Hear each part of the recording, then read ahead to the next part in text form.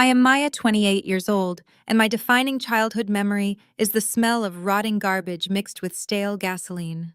When I was 15, my parents left me at a remote gas station 60 miles from our house. They told me to find my own way home because waiting for me to use the restroom meant they might be late for my older brother DeAndre and his high school basketball championship. I spent that freezing night huddled behind a rusted dumpster, listening to the hum of the highway, and realizing I was entirely alone in this world. Before I continue this story, let me know where you are watching from in the comments below. Hit like and subscribe if you have ever had to build your own empire after your family threw you away. Growing up in an affluent African-American family in Chicago meant everything was about the image we projected to the outside world. My mother Valerie and my father Marcus were obsessed with presenting the perfect, flawless family to their country club friends and their wealthy neighbors. But behind the manicured lawns and the expensive clothes, all their warmth, attention, and financial resources were funneled directly to one person, DeAndre. He was 3 years older than me, the undisputed golden child, the loud and charismatic son who could do no wrong. His mistakes were always excused, his expensive tastes were funded without question, and his ego was constantly stroked by my parents, who viewed him as their ultimate success story. Meanwhile, I was treated like an inconvenient roommate in my own home. I was the quiet girl who preferred analyzing data and reading books over social climbing and superficial networking. My academic achievements were completely ignored because they did not fit the glamorous, outgoing narrative my parents wanted to broadcast to their peers.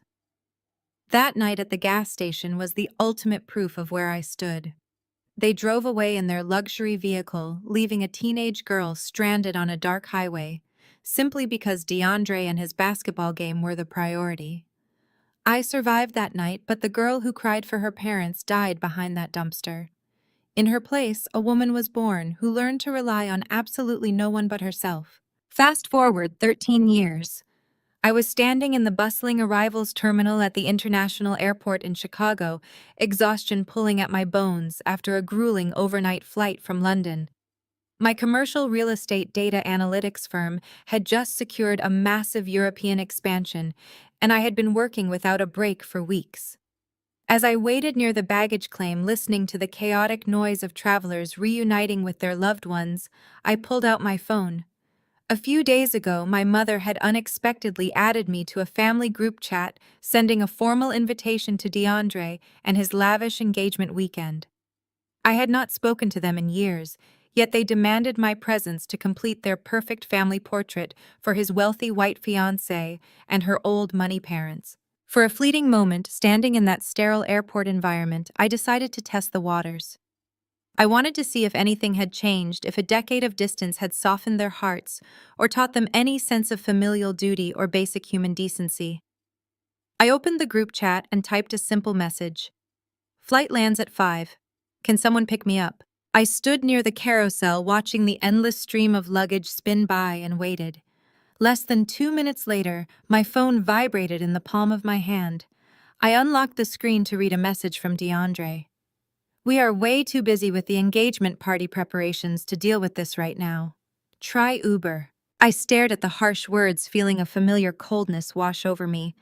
Before I could even process my brother and his careless dismissal, a second message popped up, this one from my mother. Why did you not plan better, Maya? You know how stressed your brother is right now. We are hosting Chloe and her parents tonight. Do not be a burden on his big weekend. A heavy silence fell over my mind amidst the loud noise of the airport. I did not cry. I did not feel the crushing devastation that would have broken me when I was 15 years old. Instead, a slow, quiet smirk spread across my face. They still thought I was the exact same helpless, invisible girl they had discarded all those years ago.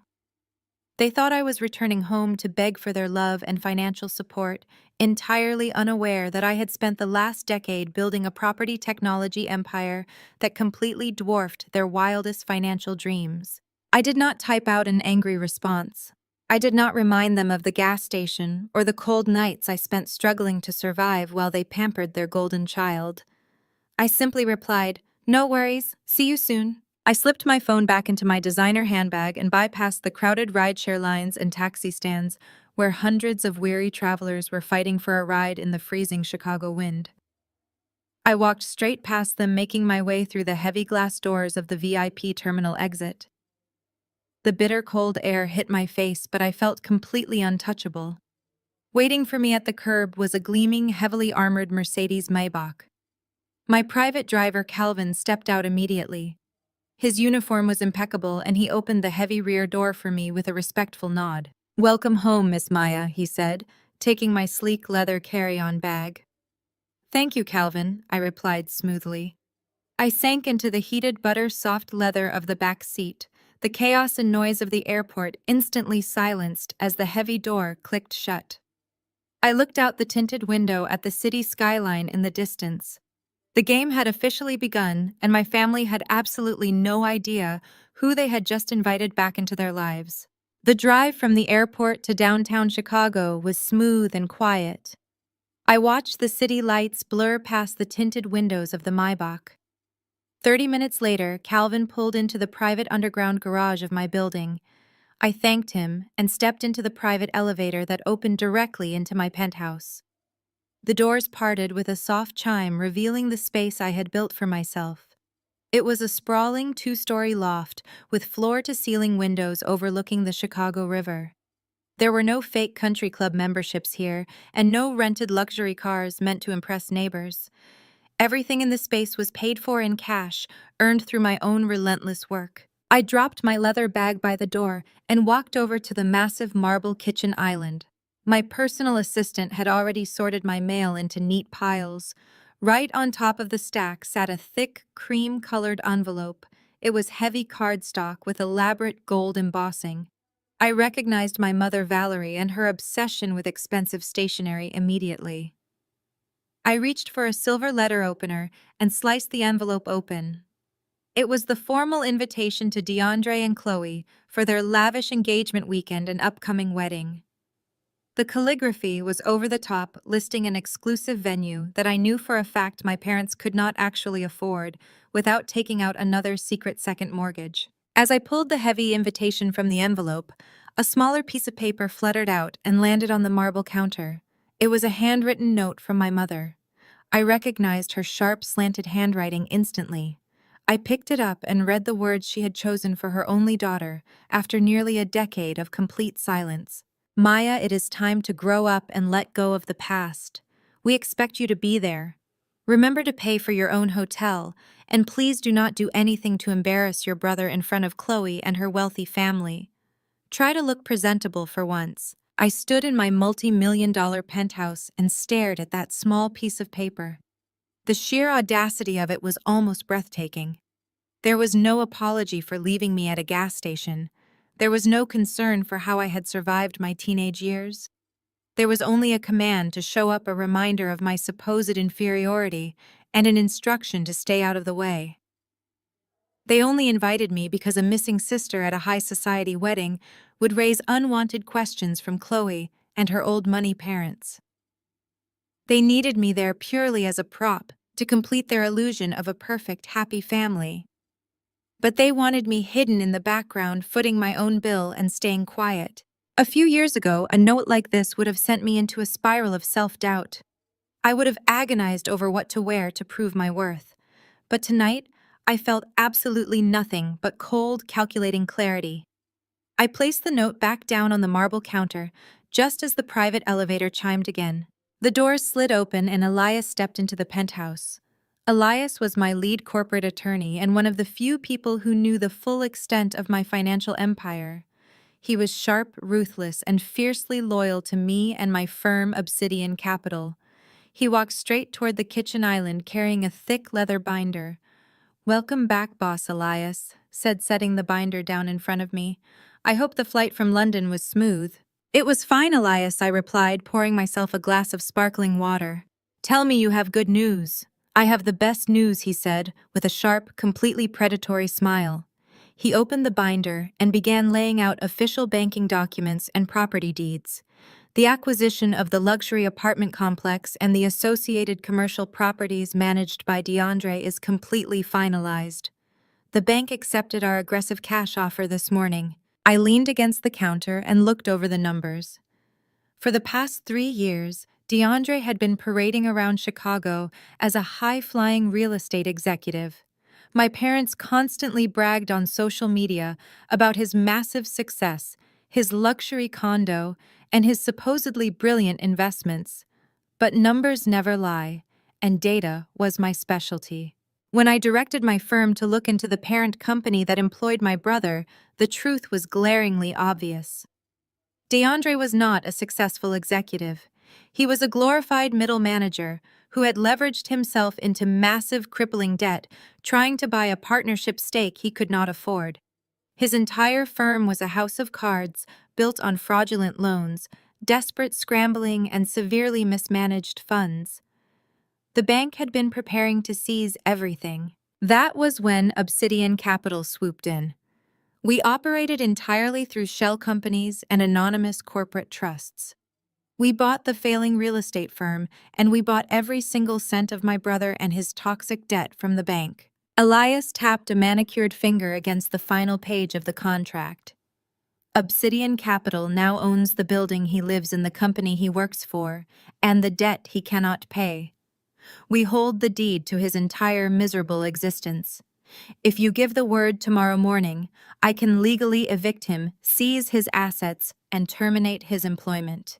He is completely bankrupt, Maya. He just does not know it yet. I took a slow sip of my water. My golden child brother. The man who told me to take an Uber because he was too busy being important was financially ruined. He was hosting an engagement party tonight, pretending to be a millionaire, to impress a woman who likely only wanted him for the wealth he was projecting. He was entirely at my mercy. "Excellent work, Elias," I murmured, tracing the signature line on the foreclosure documents. "Have our security team run a full comprehensive background check on this bride to be Chloe and her entire family. I want to know exactly what kind of old money royalty my parents think they are marrying into. People who brag that much always have skeletons in their closets." "Already on it," Elias replied, gathering the documents back into his binder.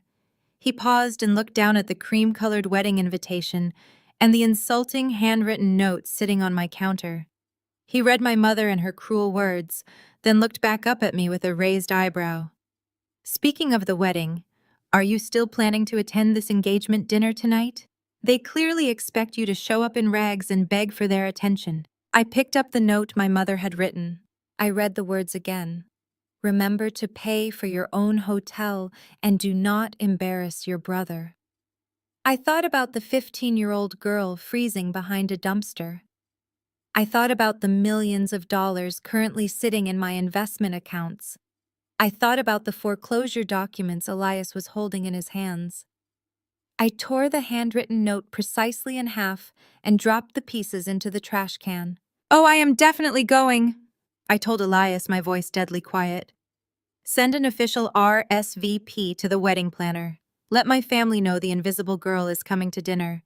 The hunt has officially begun." The Maybach glided smoothly to a halt in front of the Obsidian Room, which happened to be one of downtown Chicago's most notoriously exclusive dining establishments. Through the tinted windows, I watched the valet rush forward to open my door. I stepped out into the biting winter wind wearing a simple tailored navy dress. To the untrained eye, it probably looked like standard basic office wear. But the fabric was spun from the finest vicuna wool, and the cut was the meticulous work of a master tailor in Milan. It carried no logos and shouted no brand names. My only accessory was a vintage Patek Philippe watch hidden discreetly beneath my sleeve. True wealth never needs to announce itself, but desperate people always feel the need to scream. I walked past the coat check and approached the heavy oak doors of the private dining area. The moment I pushed them open, a wave of loud, joyful chatter and clinking crystal washed over me. I scanned the beautifully lit room and spotted my family almost instantly. They were huddled near the center of the room, desperately trying to hold court with a group of older white people who looked distinctly rigid and uncomfortable.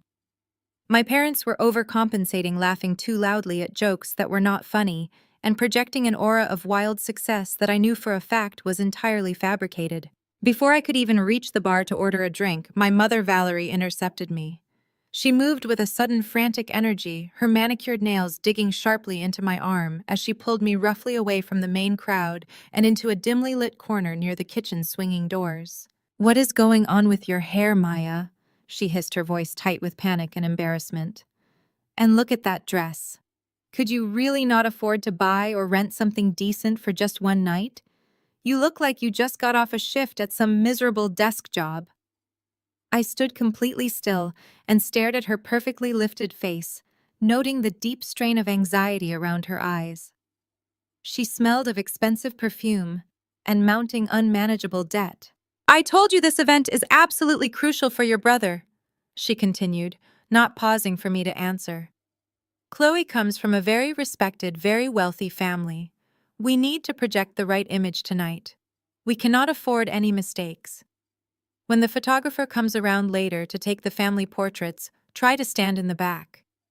Or better yet, offer to hold the coats or take some of the photos yourself, so you are not in the frame standing next to Chloe. I will not have your struggling energy ruining this weekend." I looked down at the hand gripping my arm and gently but firmly removed it. I did not raise my voice. I did not feel the need to defend my appearance or explain that my dress cost more than the car she drove. I simply told her that I would be sure to stay exactly where I belonged tonight. Right on cue, DeAndre walked over. He was wearing a flashy tuxedo that screamed new money and a bright, practiced smile that did not quite reach his eyes. Clinging tightly to his arm was Chloe. She was a tall, blonde woman, practically vibrating with condescension and entitlement. She wore a dress that was too loud and jewelry that was trying far too hard to prove a point. "Oh, you must be Maya," she said, her voice pitching up in a tone of fake sweetness, as she looked me up and down with an expression of pure, unadulterated pity. "DeAndre told me you were coming. He said you do some kind of low-level data entry work. It is so incredibly brave of you to show up and just keep scraping by like that on a modest salary." DeAndre stood next to her, puffing out his chest and looking incredibly smug.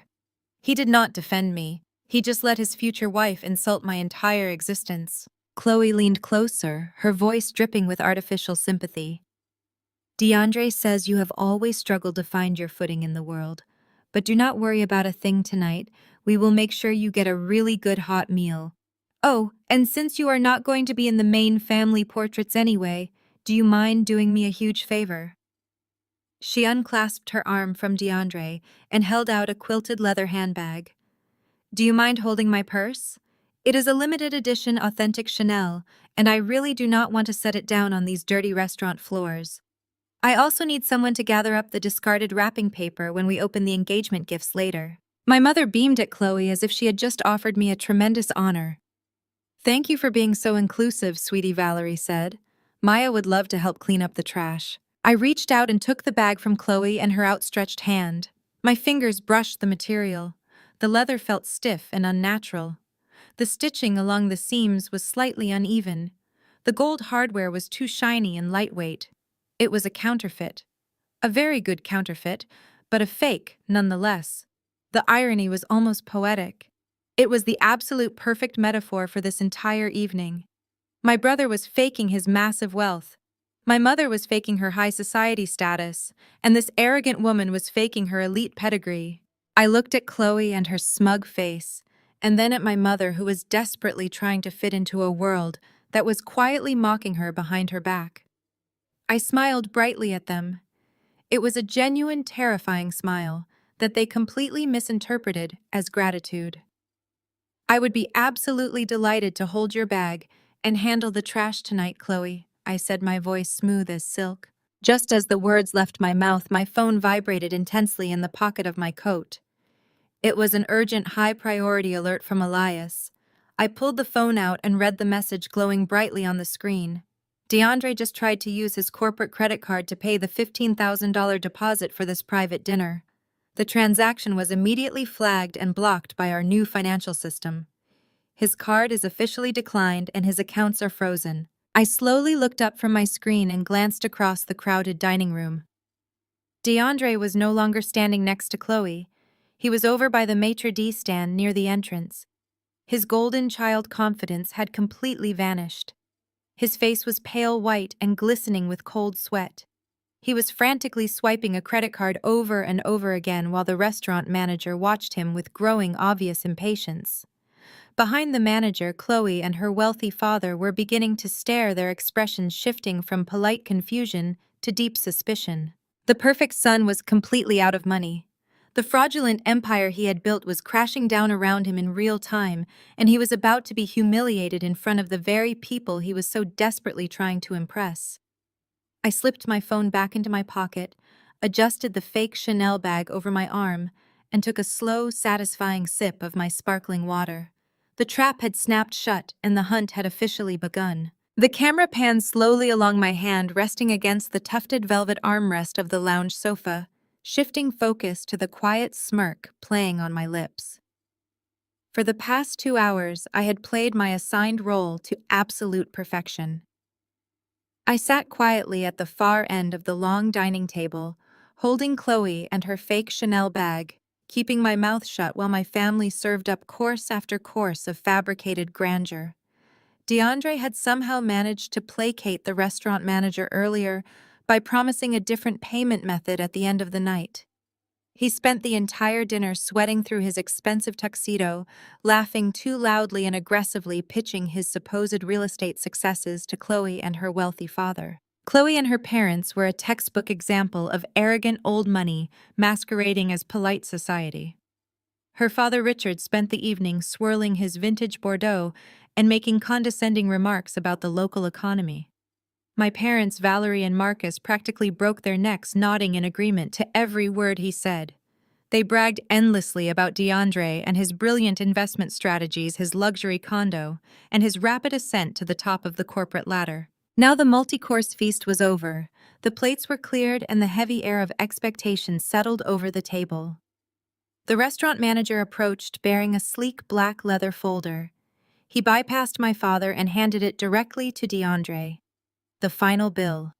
With the private dining room rental, the imported champagne, the truffles, and the caviar, the total was astronomical. DeAndre puffed out his chest and offered a wide, confident smile to Chloe and her father. He casually pulled a platinum credit card from his wallet and dropped it onto the leather folder. The manager nodded politely and walked away. I swirled the remaining sparkling water in my glass and watched the kitchen doors. I knew exactly what was about to happen. Less than 3 minutes later, the manager returned. His professional smile was strained. He leaned down and whispered something quietly into my brother and his ear. DeAndre lost every ounce of color in his face. He quickly reached into his wallet and pulled out a different card, handing it over with a nervous chuckle. "Just a security flag," he announced loudly to the table, waving his hand as if swatting away a fly. "You know how these banks are when you travel and make large, uncharacteristic purchases. They are just being overly cautious with my accounts." Chloe and her father exchanged a brief, tight-lipped look. The manager returned even faster this time. He did not whisper. His voice carried clearly across the sudden dead silence of the private dining room. "Sir, this card has also been declined. In fact, the terminal is instructing us to retain the card. Do you have another form of payment?" DeAndre stared at the manager as if the man had just spoken to him in a foreign language. He patted his pockets, his hands trembling slightly. My parents immediately leaped into action to save their golden child from public ruin. Marcus pulled out his own wallet with a loud, booming laugh. "Nonsense! DeAndre let me take care of this. Consider it an early wedding gift from your mother and me." Marcus handed over his premium credit card. The manager took it directly to the portable terminal resting on the side station. He swiped it once. He swiped it twice.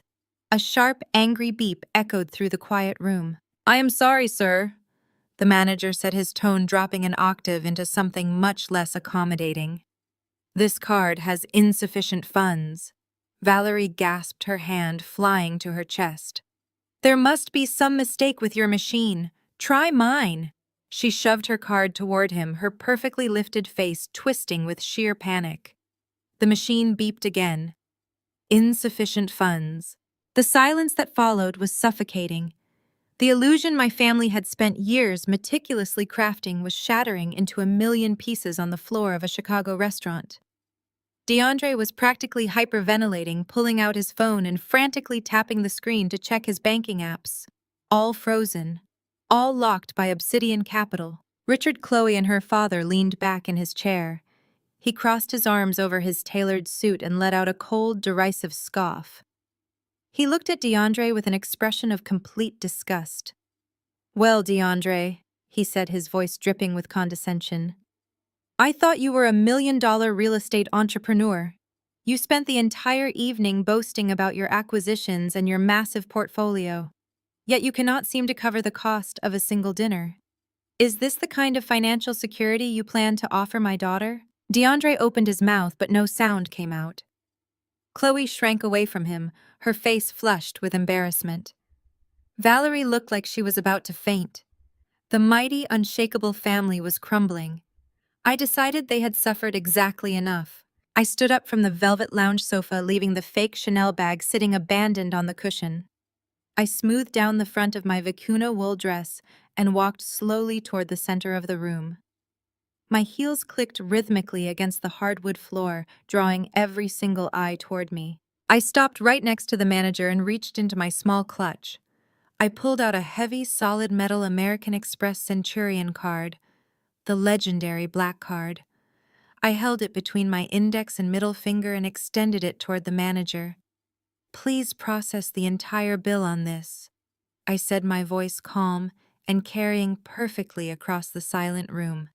"And add a 20% gratuity for your exceptional patience tonight. Let the sister who just scrapes by treat everyone to dinner." The manager took the heavy metal card, his eyes widening slightly as he recognized what it was. He processed the payment immediately. The terminal chimed a pleasant, approved tone. The receipt printed flawlessly. I took the pen, signed my name with a quick flourish, and handed the folder back. The entire table was frozen in a state of absolute shock. Richard uncrossed his arms, staring at me as if I had just fallen from the sky. Chloe looked from the receipt to me, her mouth hanging slightly open. DeAndre looked entirely physically sick. But it was my mother who reacted first. Instead of relief, instead of gratitude for saving them from the ultimate social humiliation, Valerie stood up and pointed a trembling, manicured finger at me. Her face was dark red with fury. "Where did you get that card, Maya?" she hissed, her voice vicious and sharp. "Whose card is that? You do not have that kind of money. Do not think you can just steal a corporate card or go into massive, crippling debt just to show off and embarrass your brother. Who do you think you are?" I looked at the woman who had birthed me. She had just been rescued from complete public disgrace, and her first instinct was to attack me, to put me back in my place, to ensure that DeAndre remained the center of the universe, even as his own universe collapsed. I smiled at her. It was a cold, detached smile. "I am exactly who I need to be." "Mother," I replied, my tone completely even. "I paid the bill. You are welcome. Now, if you will excuse me, I have an early morning meeting regarding a newly acquired real estate portfolio. I believe DeAndre might be very familiar with it." I turned my back on them, leaving my golden child brother and my furious parents drowning in their own mess. As I walked out of the private dining room, I felt the vibrations of my phone in my pocket. Elias was already preparing the eviction notices. The night was over, but the dismantling of my family had only just begun. I walked down the heavily carpeted hallway of the restaurant, leaving the deafening silence of the private dining area behind me. My heels clicked a sharp, steady rhythm against the polished marble floor of the lobby. I retrieved my cashmere coat from the attendant and stepped out into the freezing Chicago night. The valet was already bringing my Maybach around, but before I could reach the safety and warmth of my car, a heavy hand clamped down hard on my shoulder. I turned around to face DeAndre. The shadows of the adjacent parking garage cast long, distorted angles across his face, making him look frantic and unhinged. The smooth, arrogant veneer he had worn all evening was completely stripped away. His expensive silk bow tie was crooked, and a thick sheen of nervous sweat coated his forehead, despite the biting winter wind cutting through the garage.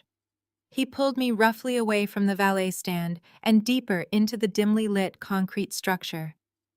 The concrete walls echoed with the low hum of idling engines, creating a tense, suffocating atmosphere. "I need $100,000, he demanded. His voice was a harsh, desperate whisper. There was no thank you for saving him from absolute public humiliation in front of his future father-in-law. He did not ask how I had managed to acquire a Centurion card or how I had afforded a bill that cost more than my supposed yearly salary. He simply fell back into the only dynamic he knew, which was taking whatever he wanted from me. I need it wired to my account by tomorrow morning, Maya." He continued, his grip tightening on my arm. "Do not look at me like that. I know you have it. You just swiped a black card to pay for a $15,000 dinner. You are sitting on a massive pile of cash and I need it right now." I stared at him. The sheer, unadulterated audacity of his demand was almost impressive. He was standing there shivering in his tailored tuxedo, commanding me to fix his life just minutes after allowing his fiancée to treat me like the hired help. He truly believed the universe revolved around his needs. $100,000, I repeated slowly, letting the coldness in my voice match the freezing air around us.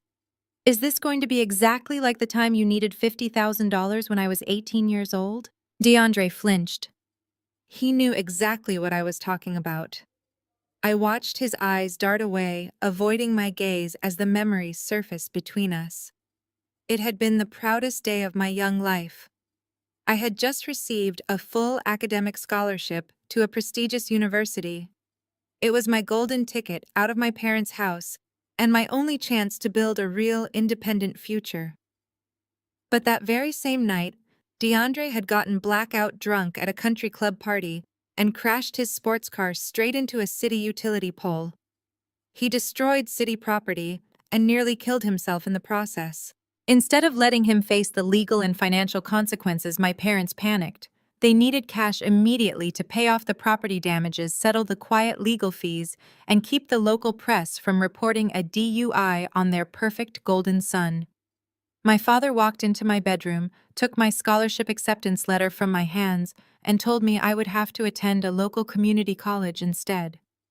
They drained the modest college fund they had promised me and forced me to sign over the small trust my grandmother had left me. $50,000 vanished overnight, all to save DeAndre from a prison sentence, and he had never once apologized. "You took my future to cover up your crime," I reminded him, my voice deadly calm. "And now you want $100,000 to cover up your incompetence." "This is different, Maya," he pleaded, his voice rising in panic. His hands were shaking as he gripped the lapels of his jacket. "My company is in a temporary cash flow bind. The wedding deposits are due tomorrow. Chloe and her family expect a certain standard of living. If I do not wire this money by noon, the entire wedding is off and she will leave me." He leaned in closer, his breath forming white clouds in the freezing air. "But it gets worse. Mom and Dad mortgaged their house to help pay for this engagement weekend. They took out a second massive loan against the property. If my company goes under and I lose my job, I cannot pay the bridge loan I promised them. The bank will foreclose on their house, Maya. They will be out on the street. You have to do this for them.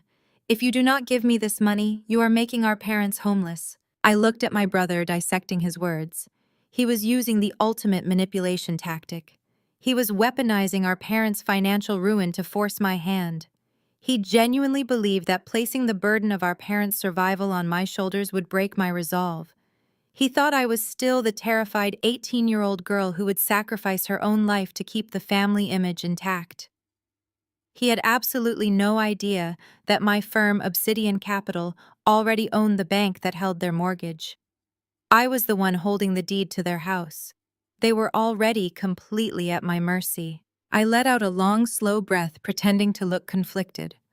I let my shoulders drop just a fraction, mimicking the posture of a defeated sister caving to familial duty. DeAndre saw the shift and immediately brightened. His greedy, desperate eyes lit up with arrogant triumph. He thought he had won.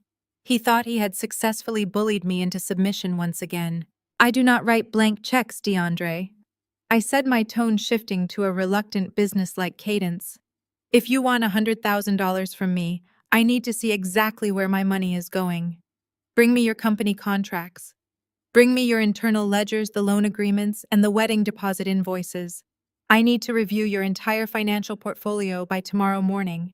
If the numbers make sense and I can verify the debt, I will wire the funds." DeAndre let out a loud, dramatic breath of massive relief. He ran a hand over his sweating face and offered me a bright, charming smile, the very same smile that had conned our parents out of their life savings for decades. "You are a lifesaver, Maya," he said, reaching out to pat my arm. "I knew you would do the right thing for the family. I have digital copies of everything on my secure server. I will print every single contract and bring them to your hotel first thing in the morning. Just text me the address." He turned and hurried back toward the restaurant lobby, his arrogant swagger fully restored. I watched him go, entirely unbothered by the bitter cold. He thought he had just secured his salvation. He had absolutely no idea that he had just willingly agreed to hand over the exact internal evidence I needed to prove his corporate fraud. I already owned his corporate debt, but acquiring his internal ledgers would prove his personal liability and intent to defraud investors. He was delivering the final nails for his own coffin directly into my hands. I turned and walked toward my waiting Maybach. Calvin opened the heavy armored door, and I slid into the warm, immaculate cabin. The doors locked with a solid, comforting thud. I pulled out my phone and sent a quick message to Elias instructing him to prepare our legal team for a massive document review at dawn. My brother was bringing me the keys to his destruction, and I was going to use them to lock him out of his own life forever. 2 days passed in an absolute blur of forensic accounting and ruthless legal maneuvering. True to his word, DeAndre had arrived at my hotel suite on Saturday morning, clutching a flash drive containing his entire corporate life. He handed it over with a smug grin, fully believing he had secured his $100,000 lifeline. He had no idea that within an hour, my team of elite corporate attorneys was tearing through his ledgers, uncovering a web of phantom loans, shell companies, and fraudulent investor reports.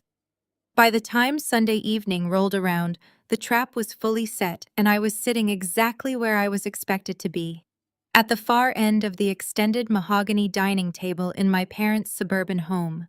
The physical distance between my seat and the rest of the family was a perfect visual representation of my entire life. I sat in quiet isolation, watching the golden light from the crystal chandelier cast long, lonely shadows across my empty side of the table. At the opposite end, my parents clustered tightly around DeAndre, Chloe, and her father, Richard. Valerie had insisted on hosting this Sunday dinner to make up for what she was frantically calling the unfortunate banking glitch at the restaurant. She had spent the entire weekend transforming the dining room into a desperate imitation of aristocratic wealth. The table was suffocating under the weight of her overcompensation. Massive arrangements of imported white hydrangeas blocked my view of my father Marcus, who was currently pouring a bottle of wine he definitely could not afford. Valerie spent the first hour of dinner relentlessly fawning over Richard, praising his family lineage and their deep historical roots in high society. Richard soaked up the sycophancy with the arrogant ease of a man who believed he owned the very air he breathed. He sat at the head of the table, making condescending remarks about the neighborhood while my parents nodded along like eager, obedient employees. DeAndre sat next to Chloe, looking incredibly relaxed. His tuxedo from the other night was replaced by a cashmere sweater and designer slacks. He shot me a few knowing winks across the table, convinced that my presence here meant his money was secured and his fraudulent empire was safe. He was so incredibly blind to the predator sitting in his own dining room. Valerie clapped her hands together, the sharp sound cutting through the low hum of classical music playing in the background. She smiled brightly, demanding the attention of the entire room. "Chloe and DeAndre have made a wonderful decision regarding the bridal party," she announced, her voice trembling with manufactured excitement. She turned her gaze to me, her eyes narrowing with a familiar commanding glint. "Maya Chloe has generously agreed to include you in the wedding. She wants you to be her junior bridesmaid." I paused, holding my crystal water glass in midair. I was 32 years old. A junior bridesmaid was a title reserved for children and young teenagers. It was a calculated insult designed to strip me of any dignity and place me firmly beneath her friends. Chloe leaned forward, resting her chin on her hands. She smiled, her perfectly white teeth gleaming with artificial sweetness. "It is just going to be such a demanding and exhausting weekend, Maya," she said, her voice dripping with fake sympathy. "I need someone dependable behind the scenes. Someone to steam the silk dresses, coordinate the catering deliveries, fetch the coffee, and manage my personal items. A bridal attendant, really. It will keep you busy and out of the way when the official photographer is taking the main bridal party portraits. You will not even have to buy a gown. You can just wear a black uniform so you blend in with the venue staff." DeAndre chuckled, taking a long sip of his wine. He did not object to his future wife treating his sister like unpaid domestic labor. He actively enjoyed it. Valerie beamed at Chloe as if the girl had just bestowed a tremendous honor upon our family. "We are so grateful, Chloe," Valerie gushed. "Maya would be absolutely thrilled to serve you on your special day. It is the least she can do to contribute." The main courses were passed around by the catering staff my mother had hired to pretend we had household help. Valerie had insisted they serve her famous fried chicken, a recipe passed down from my great-grandmother. It was the only authentic thing in the entire house. Chloe picked up a piece of the chicken with the very tips of her fingers, examining it as if it were a foreign artifact. She took a delicate bite and wiped her mouth with a linen napkin. "This is surprisingly delicious, Valerie," Chloe said, her voice pitched loudly enough for the whole room to hear. "It really captures that signature flavor of your community. It is so rustic and authentic." Valerie just smiled, taking the blatant racial and classist microaggression as a genuine compliment. She was perfectly willing to let her future daughter-in-law insult her own heritage as long as it secured a wealthy marriage for her golden son. Chloe turned her gaze down the long table to where I sat in silence. "Tell me, Maya," she continued, her tone sharpening into a thinly veiled sneer. "Do you even know how to cook traditional heavy meals like this? Or do you just survive on cheap canned soup and microwave dinners in that little rented apartment of yours? I imagine it must be so difficult living on such a tight budget without a man to provide for you." The table went completely dead silent. My parents waited for me to lower my head. They waited for me to absorb the insult, apologize for my existence, and accept my role as the family failure. DeAndre smirked, waiting for me to break. I did not break. I did not argue. I did not raise my voice or show a single ounce of anger. I slowly placed my silver fork down on my porcelain plate, aligning it perfectly with the edge. I leaned back into my chair and reached into my pocket, retrieving my phone. The screen illuminated my face in the dim lighting of the dining room. "I actually prefer to spend my evenings reading Chloe," I said, my voice smooth, calm, and carrying perfectly across the heavy silence of the room. In fact, I was just catching up on some fascinating financial news right before dinner was served. I tapped the screen and opened the encrypted dossier Elias had forwarded to me exactly 1 hour ago. The timing was impeccable. I kept my eyes locked on Richard as I began to read the text aloud, letting the words drop like heavy stones onto the mahogany table. "The Securities and Exchange Commission has officially launched a federal investigation into Vanguard Heritage Holdings regarding the creation of fraudulent phantom funds to obscure massive catastrophic capital losses. Federal agents have reportedly seized the company's servers and frozen all executive assets pending a criminal indictment for wire fraud and embezzlement." I paused, letting the silence stretch out until it felt like the air was being sucked from the room. I slowly lowered my phone and offered Richard a bright, terrifying smile. "What a remarkable coincidence, Richard," I said, my voice soft, but laced with absolute lethal intent. "Is Vanguard Heritage not the primary investment vehicle for your family trust? I read somewhere that your personal net worth is entirely tied up in their offshore accounts." The reaction was instantaneous and violent. All the color completely drained from Richard's face, leaving him a sickly pale gray. His jaw dropped open and his hand began to tremble so violently that his crystal wine glass slipped from his fingers. It shattered against the table, sending dark red wine spilling across Valerie's pristine white tablecloth like a spreading pool of blood. Chloe gasped, jumping out of her chair as the wine splashed against her silk dress. "Daddy, what is she talking about?" Chloe demanded, her voice shrill with sudden panic. Tell her she is lying. Richard could not speak. He was clutching his chest, staring at me with wide, terrified eyes. The condescending aristocrat was gone entirely, replaced by a desperate, panicked criminal who had just realized his entire life was a lie. His generational wealth was gone, his accounts were frozen, he was completely and utterly broke. My parents looked back and forth between Richard and me, completely bewildered. Valerie stood up, her napkin clutched in her hand. Maya, stop making up these ridiculous stories to ruin dinner, Valerie shouted. Apologize to Richard right now. DeAndre was staring at his phone, having frantically pulled up the financial news networks. His face mirrored Richard's terror. He looked up at me, his eyes wide with a horrifying realization. He had mortgaged our parents' house and bet his entire fraudulent company on marrying into Chloe's wealth. But Chloe's wealth did not exist. It was a phantom fund, a mirage. Two broke frauds trying to con each other into financial security, and I had just ripped the curtain down. I picked up my napkin, dabbed the corners of my mouth, and stood up from the table. I did not need to yell. I did not need to demand their respect. I had just dismantled their entire reality with a single sentence. Enjoy the rest of your dinner, I said quietly, looking at the shattered glass and spilled wine. I hear the chicken is particularly authentic tonight. Despite the absolute bloodbath that had occurred at the Sunday dinner, both families were entirely too deep in their own magnificent delusions to actually call off the wedding. Panic is a fascinating motivator.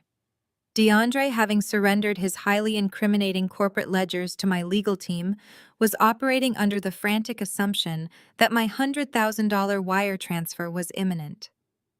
Richard, on the other hand, was aggressively pretending that a federal SEC investigation into his offshore accounts was merely a minor administrative clerical error. They were two sinking ships furiously trying to tie themselves together for buoyancy, each hoping the other possessed the financial parachute they desperately needed. The charade carried on, culminating in the Friday evening wedding rehearsal. The event was taking place at the Sterling Estate, an ultra-exclusive private mansion nestled in the most affluent zip code of the city. It was a sprawling historic property with vaulted ceilings, imported Italian marble floors, and manicured gardens that required a small army to maintain. Renting it for a single evening cost more than what most people earned in a decade. I stood near the grand fireplace, nursing a glass of sparkling water and watching the room spin around me. The atmosphere was incredibly dizzying. A rapid, accelerating orbit of fake smiles, strained laughter, and frantic, desperate posturing. DeAndre was pacing near the arched windows, aggressively checking his phone every 30 seconds, looking for a bank notification that was never going to arrive. Chloe was practically vibrating with anxiety, snapping at the wedding planner about the floral arrangements and the ambient lighting. But it was Richard who was truly unraveling. The mounting terror of his frozen assets and impending federal indictment had stripped away his polished aristocratic veneer, leaving behind a volatile tyrant. He was pacing the length of the dining hall, taking his massive internal panic out on the estate staff. He cornered the estate manager, a composed professional named Julian, near the catering station. Richard slammed his empty crystal glass down onto a silver tray with enough force to nearly shatter it. "This is entirely unacceptable," Richard bellowed. His face flushed an ugly, mottled red. "The service tonight is an absolute joke. We have been waiting 20 minutes for the next course. Do you have any idea who I am? Do you understand how much money we are paying to rent this pathetic venue? I expect perfection, and you are delivering gross incompetence.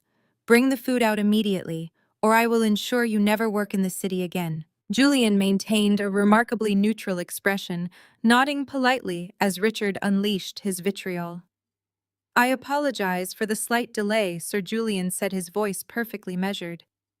"The kitchen is just finalizing the plating. It will be out momentarily."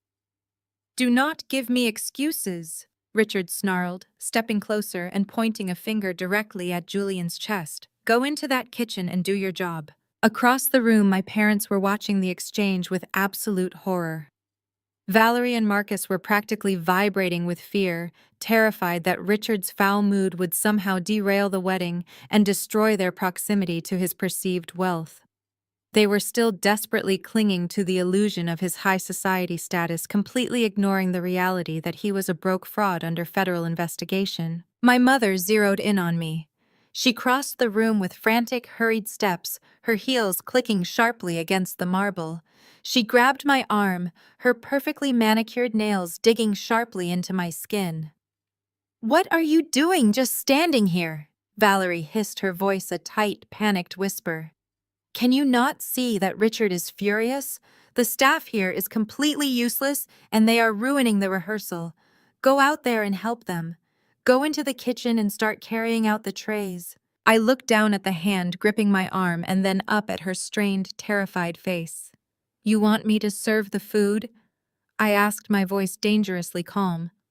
"Yes," Valerie snapped, completely oblivious to the sheer indignity of her demand. "You are not doing anything anyway. Go put an apron on and help the caterers before Richard loses his temper and calls off the entire weekend. Do not just stand there being an eyesore, Maya.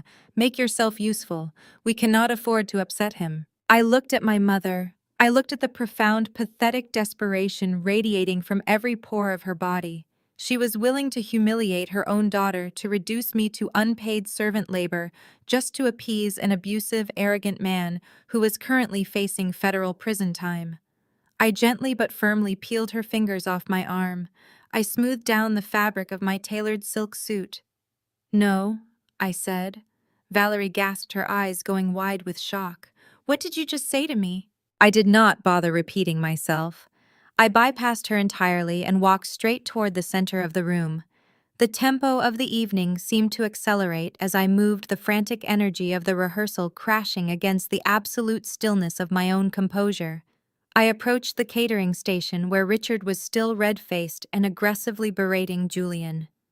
"Julian," I said, my voice smooth and commanding, instantly cutting through Richard's loud, booming tirade. Julian turned to me immediately, his posture straightening.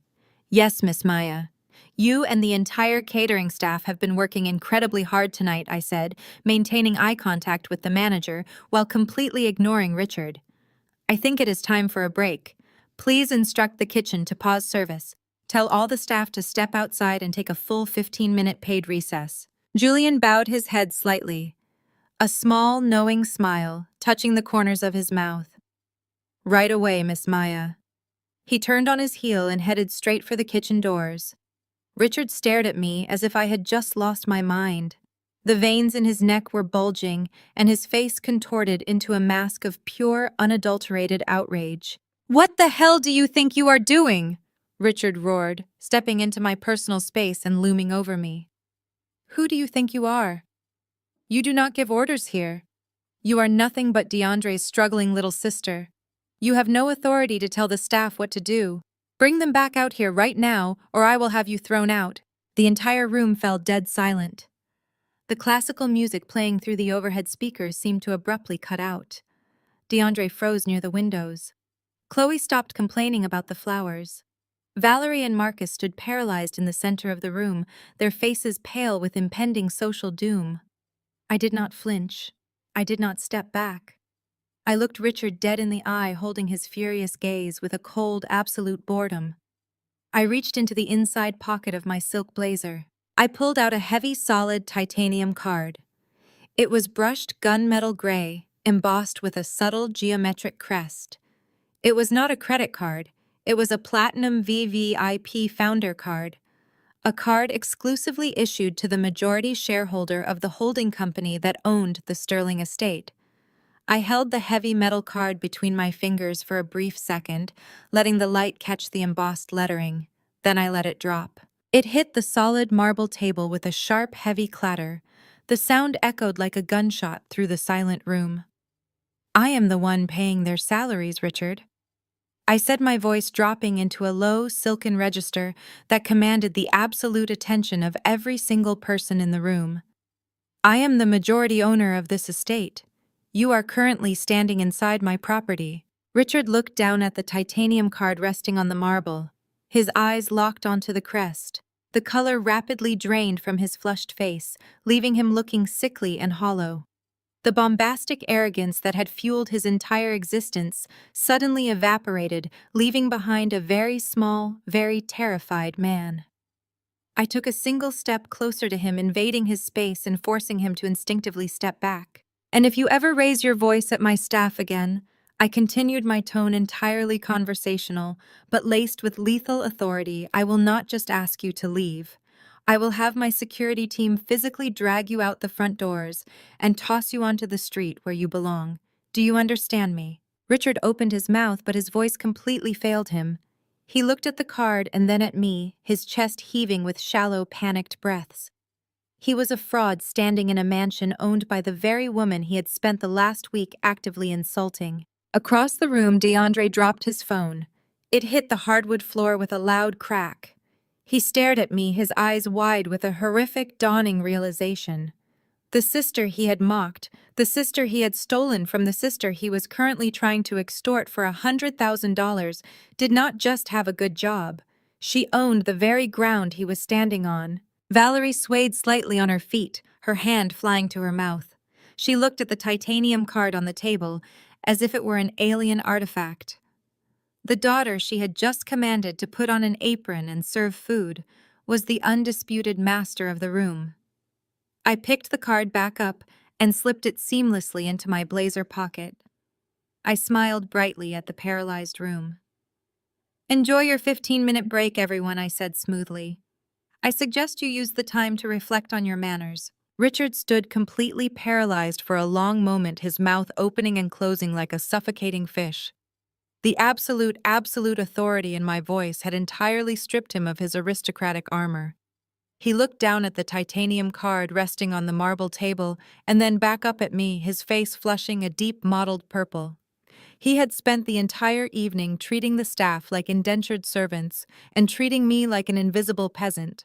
Now the stark, terrifying reality that I held the power to throw him out onto the street crashed down on him. He spun around, grabbing Chloe by the arm so roughly she stumbled forward. He barked a sharp command at his wife, who was already rushing toward the grand staircase. The three of them fled the dining hall in a flurry of panicked whispers and frantic footsteps, retreating to the safety of their guest suite. They did not look back. They did not say another word. They just ran. I watched them go, my gaze narrowing into a sharp, unforgiving focus. The grand dining hall was entirely silent, save for the heavy breathing of my parents and my brother. Julian and the catering staff had quietly melted away into the kitchen, leaving my family alone with the monster they had created. Before I could even turn around to face them, Marcus marched across the room and grabbed my upper arm. His grip was entirely different from Valerie and her frantic pinching. It was heavy, aggressive, and meant to physically dominate me. He yanked me forward, dragging me away from the open dining hall and pulling me toward the heavy oak doors of the estate library. Valerie followed closely behind us, her heels clicking rapidly against the Italian marble. DeAndre trailed at the very back, looking like a man walking to his own execution. Marcus shoved me into the library and slammed the heavy oak doors shut, locking us inside the soundproof room. The space was lined with floor-to-ceiling bookshelves and smelled of aged leather and expensive scotch. The dim amber lighting cast long, aggressive shadows across my father and his furious face. "What in the hell is wrong with you?" Marcus roared, his voice echoing off the wood-paneled walls. He pointed a trembling finger directly at my face. "Are you actively trying to ruin your brother and his wedding?" Valerie stepped forward, her hands balled into tight fists at her sides. "You are out of your mind, Maya," she shrieked, her voice pitching upward into a hysterical register. "You just threatened the father of the bride. You humiliated Richard in front of everyone. Do you have any idea what kind of connections that family has? Do you have any idea what you have just done to DeAndre and his future? You are a bitter, spiteful girl, and you are deliberately trying to destroy the most important weekend of his life just because you are jealous." I stood perfectly still in the center of the library, letting their toxic, absolute delusion wash over me. For my entire life, this had been their default setting. DeAndre was the golden sun, and I was simply the dirt they walked on. Even when confronted with the undeniable proof of my wealth and power, their first instinct was to violently protect him and tear me down. I did not raise my voice.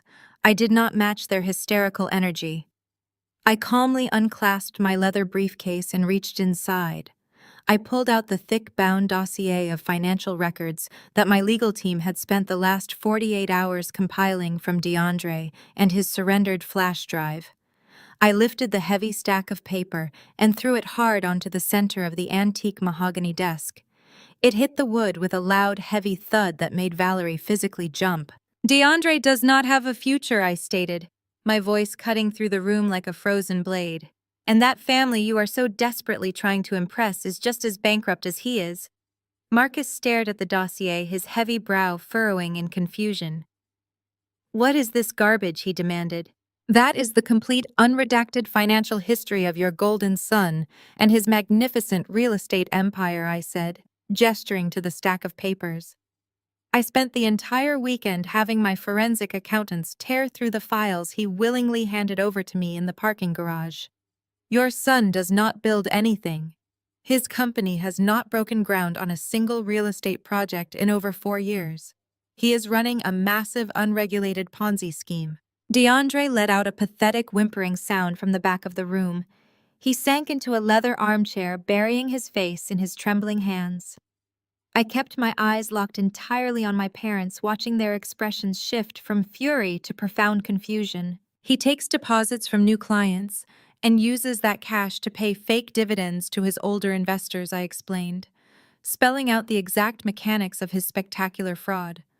"He has been doing it for years to fund his luxury cars, his designer clothes, and his expensive condo. But a few months ago, the new investor money dried up. He could not make the payouts. His accounts were frozen. He was completely underwater and facing federal wire fraud charges if anyone looked too closely at his books." Valerie shook her head, her perfectly curled hair bouncing around her pale face. "No," she whispered. "No, that is impossible. DeAndre is a genius. He is featured in magazines. He is marrying Chloe. He is marrying Chloe because he thought her family had the capital to bail him out," I corrected her harshly. "But he needed a bridge loan to keep his house of cards standing until the wedding day. And because his credit is completely destroyed and he is blacklisted by every legitimate bank in the state, he turned to the only 2 people naive enough to blindly trust him."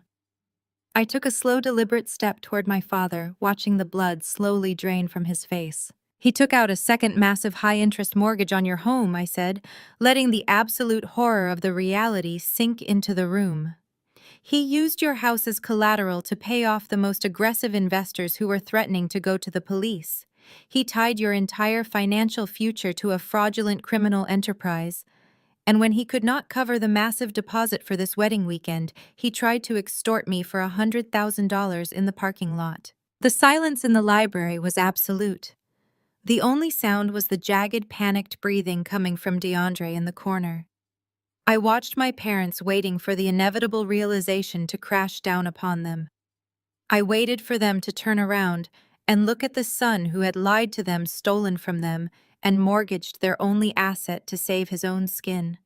I waited for the shock, the anger, the outrage that any normal parent would feel upon learning their golden child was a complete sociopathic criminal. But that is not what happened. Valerie stopped shaking her head. She looked from the dossier on the desk to DeAndre crying in the chair, and then finally, she turned her gaze back to me. The panic in her eyes slowly hardened, morphing into something cold, calculating, and utterly terrifying. "So what?" she hissed. I blinked momentarily, caught off guard by the sheer brazen audacity of her response. "What?" I asked. "So what?" Valerie repeated, her voice rising, her tone growing increasingly aggressive and entirely unapologetic. "He is the only son of this family. He is carrying the family name. He made a few aggressive business decisions to secure his position. That is what real men do. That is how empires are built in the real world." She took a step toward me, pointing her finger aggressively at my chest. "You just showed off a platinum card to the entire room out there. You clearly have millions of dollars sitting in the bank. You own this entire estate. If you know he is in trouble, why are you standing here lecturing us? Why have you not already paid off his debt?" I stared at her, completely stunned by the absolute moral bankruptcy of her logic. You want me to pay off a fraudulent Ponzi scheme? I asked, my voice dangerously low. You owe it to this family, Valerie screamed, her face contorting with a hideous, desperate rage. We sacrificed everything to raise you. We gave you everything. And now your brother is about to marry into a prestigious, respected white family. Chloe brings social status. She brings old money connections that will elevate all of us. And you want to destroy that because you are holding on to some pathetic childhood grudge. Marcus stepped forward, backing up his wife, standing shoulder to shoulder with her to defend the son who had just ruined them. Your mother is right, Maya. He growled, his voice deep and threatening. If you have the money to buy this estate, you have the money to fix your brother and his accounts. You will pay off the second mortgage on our house, and you will clear the balance for his business by tomorrow morning. We will not allow you to sabotage his wedding just because you are jealous of his success and his beautiful wife. I looked at my mother and my father. I looked at the absolute conviction in their eyes. They were entirely fully aware that DeAndre had committed multiple federal crimes. They knew he had stolen their house. They knew he was a fraud. And yet they did not care. They were perfectly willing to completely bankrupt my life, drain my resources, and make me an accessory to federal wire fraud just to maintain the illusion of their golden son and his proximity to white aristocratic wealth. They were not victims. They were active, willing accomplices to his delusions. I felt a cold, brilliant clarity wash over my entire body. Any lingering trace of familial guilt, any small, pathetic shred of hope that they might eventually love me for who I was, completely evaporated. They were toxic poison, and they were demanding that I drink it to save them. I smiled. It was a slow, dark, genuine smile that made Marcus take an involuntary step backward. You think I am jealous of a woman carrying a fake Chanel bag whose father is currently being investigated by the SEC for running the exact same type of phantom funds as your brilliant son? I asked, my voice echoing with a dark, terrifying amusement. Valerie faltered, her aggressive posture crumbling slightly. What do you mean, fake? I mean they are broke, Mother, I said, leaning forward and speaking with absolute lethal precision. I mean Richard is going to a federal penitentiary, and DeAndre is going right alongside him. I am not paying a single dime of his debt. I am not saving your house. In fact, Obsidian Capital, the firm I control, currently owns the bank that holds the second mortgage on your property. I picked up the heavy dossier from the desk and looked down at DeAndre, who was staring at me with a look of pure, unadulterated terror. I am not your savior, I whispered. I am your executioner. And I am going to enjoy watching you lose absolutely everything. Marcus lunged forward, slamming his fists onto the mahogany desk. The heavy thud vibrated through the floorboards, but I did not so much as blink. His face was a mask of ugly, contorted rage, the veins in his neck straining against his starched collar. He was no longer looking at his daughter. He was looking at an insubordinate asset that had suddenly malfunctioned. You listen to me, you ungrateful little... He started, his voice a low, dangerous rumble that he usually reserved for intimidating his subordinates. I am your father. I brought you into this world, and I put a roof over your head when you were nothing. You do not get to walk into this room, flash your dirty money, and dictate terms to me. Whatever bank you bought, whatever firm you claim to run it, operates under my family name. You will transfer the deed to this house back into my name by tomorrow morning, and you will authorize the wire transfer to your brother's company. You are going to fix this, Maya, because that is your duty. I stared at him, letting his absolute suffocating delusion hang in the stale air of the library. He genuinely believed it. He genuinely believed that my billions of dollars earned through years of relentless sacrifice and ruthless corporate strategy belonged to him by right of patriarchal inheritance. Valerie stepped up beside him, her hands trembling as she clutched her pearl necklace. Her eyes were darting frantically, trying to piece together a reality where she still emerged victorious.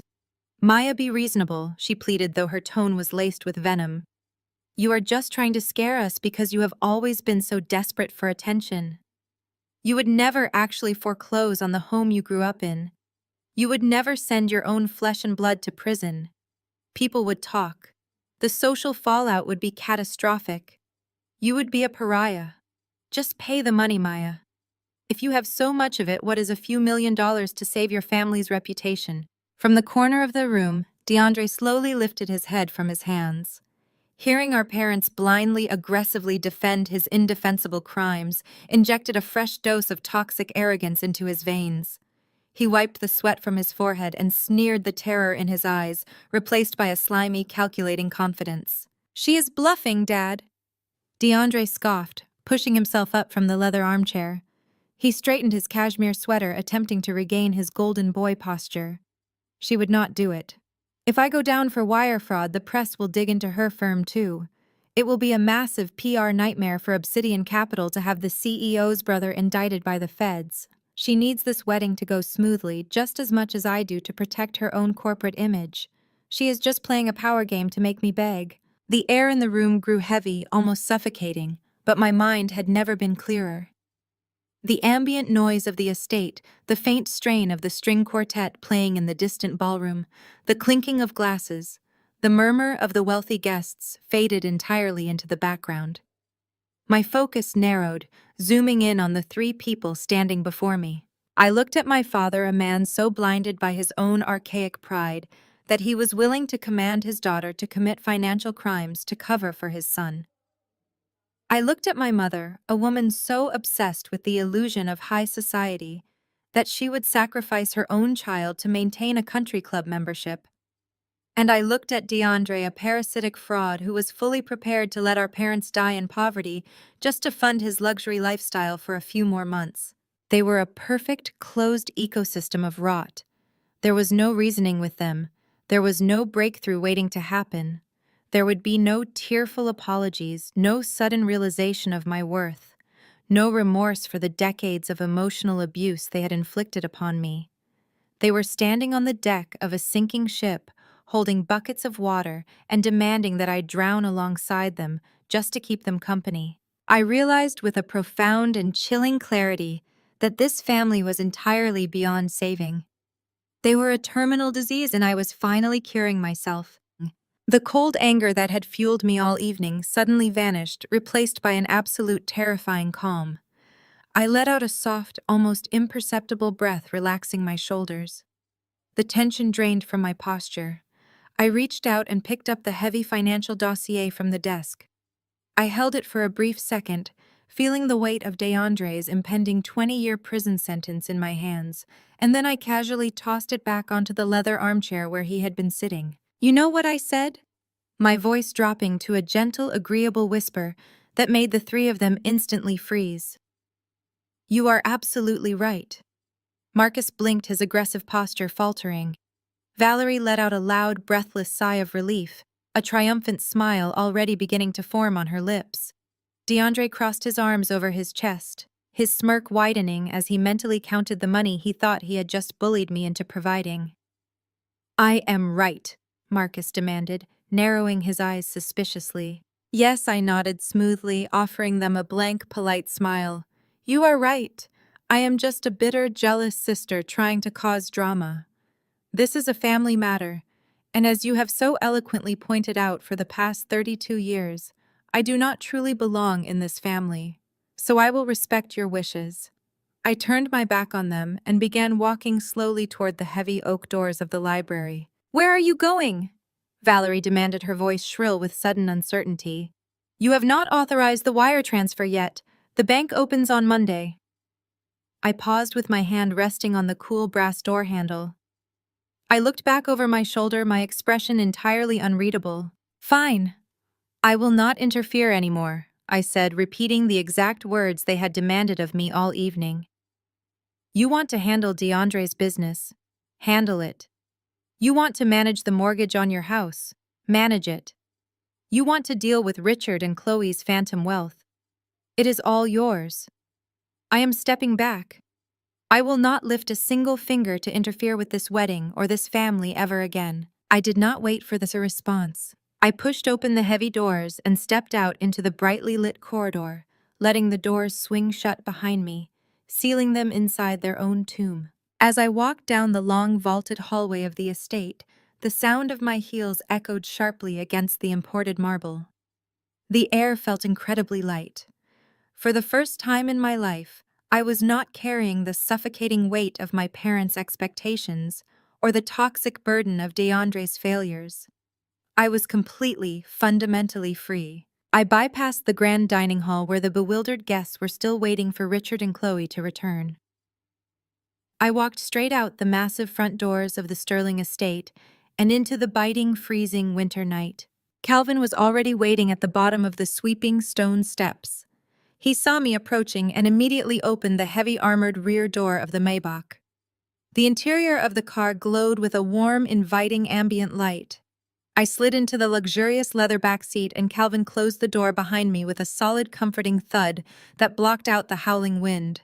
I settled into the plush seat and immediately pulled my encrypted phone from my pocket. The screen illuminated the dark cabin. I dialed Elias's private number. He answered on the first ring, his voice crisp and relentlessly professional despite the late hour. "Miss Maya," Elias said. "I trust the rehearsal dinner was illuminating." It was everything I expected, and more.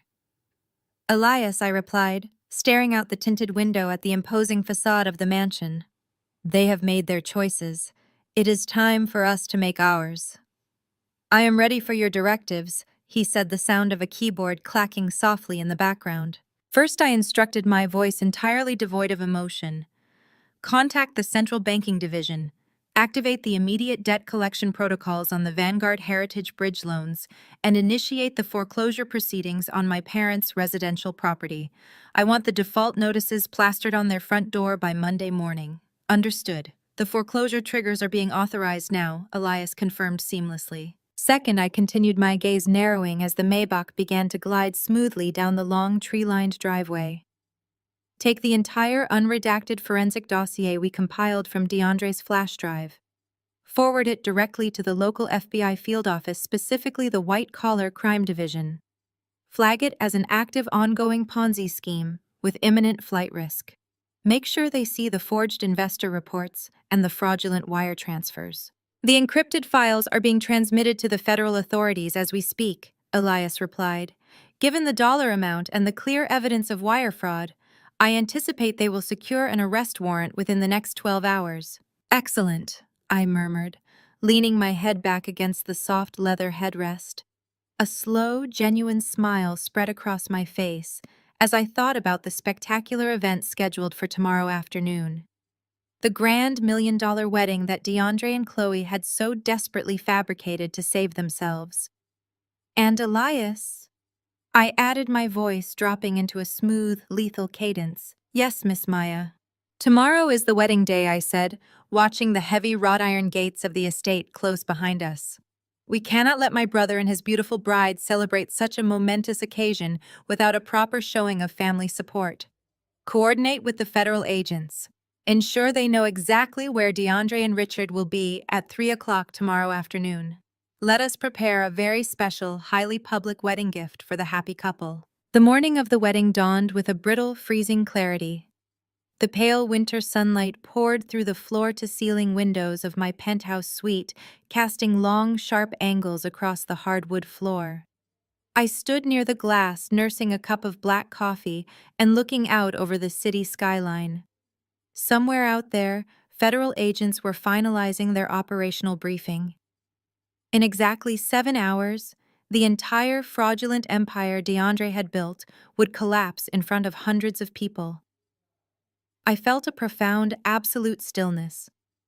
The chaotic, desperate noise of my family had finally stopped echoing in my head, leaving behind a cold, crystalline focus. The frantic, aggressive pounding on my door shattered the quiet of the morning. Before I could even turn around or set my coffee cup down, the heavy mahogany door flew open. Valerie had apparently terrorized the hotel concierge into handing over a master keycard.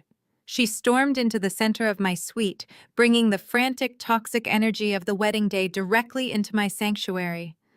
Chloe trailed right behind her, flanked by a harried-looking makeup artist and a personal assistant carrying an array of garment bags. Chloe looked entirely unhinged. Her blonde hair was pinned up in dozens of tight metal clips, and her face was covered in a thick layer of setting powder, making her look like a frantic, desperate ghost.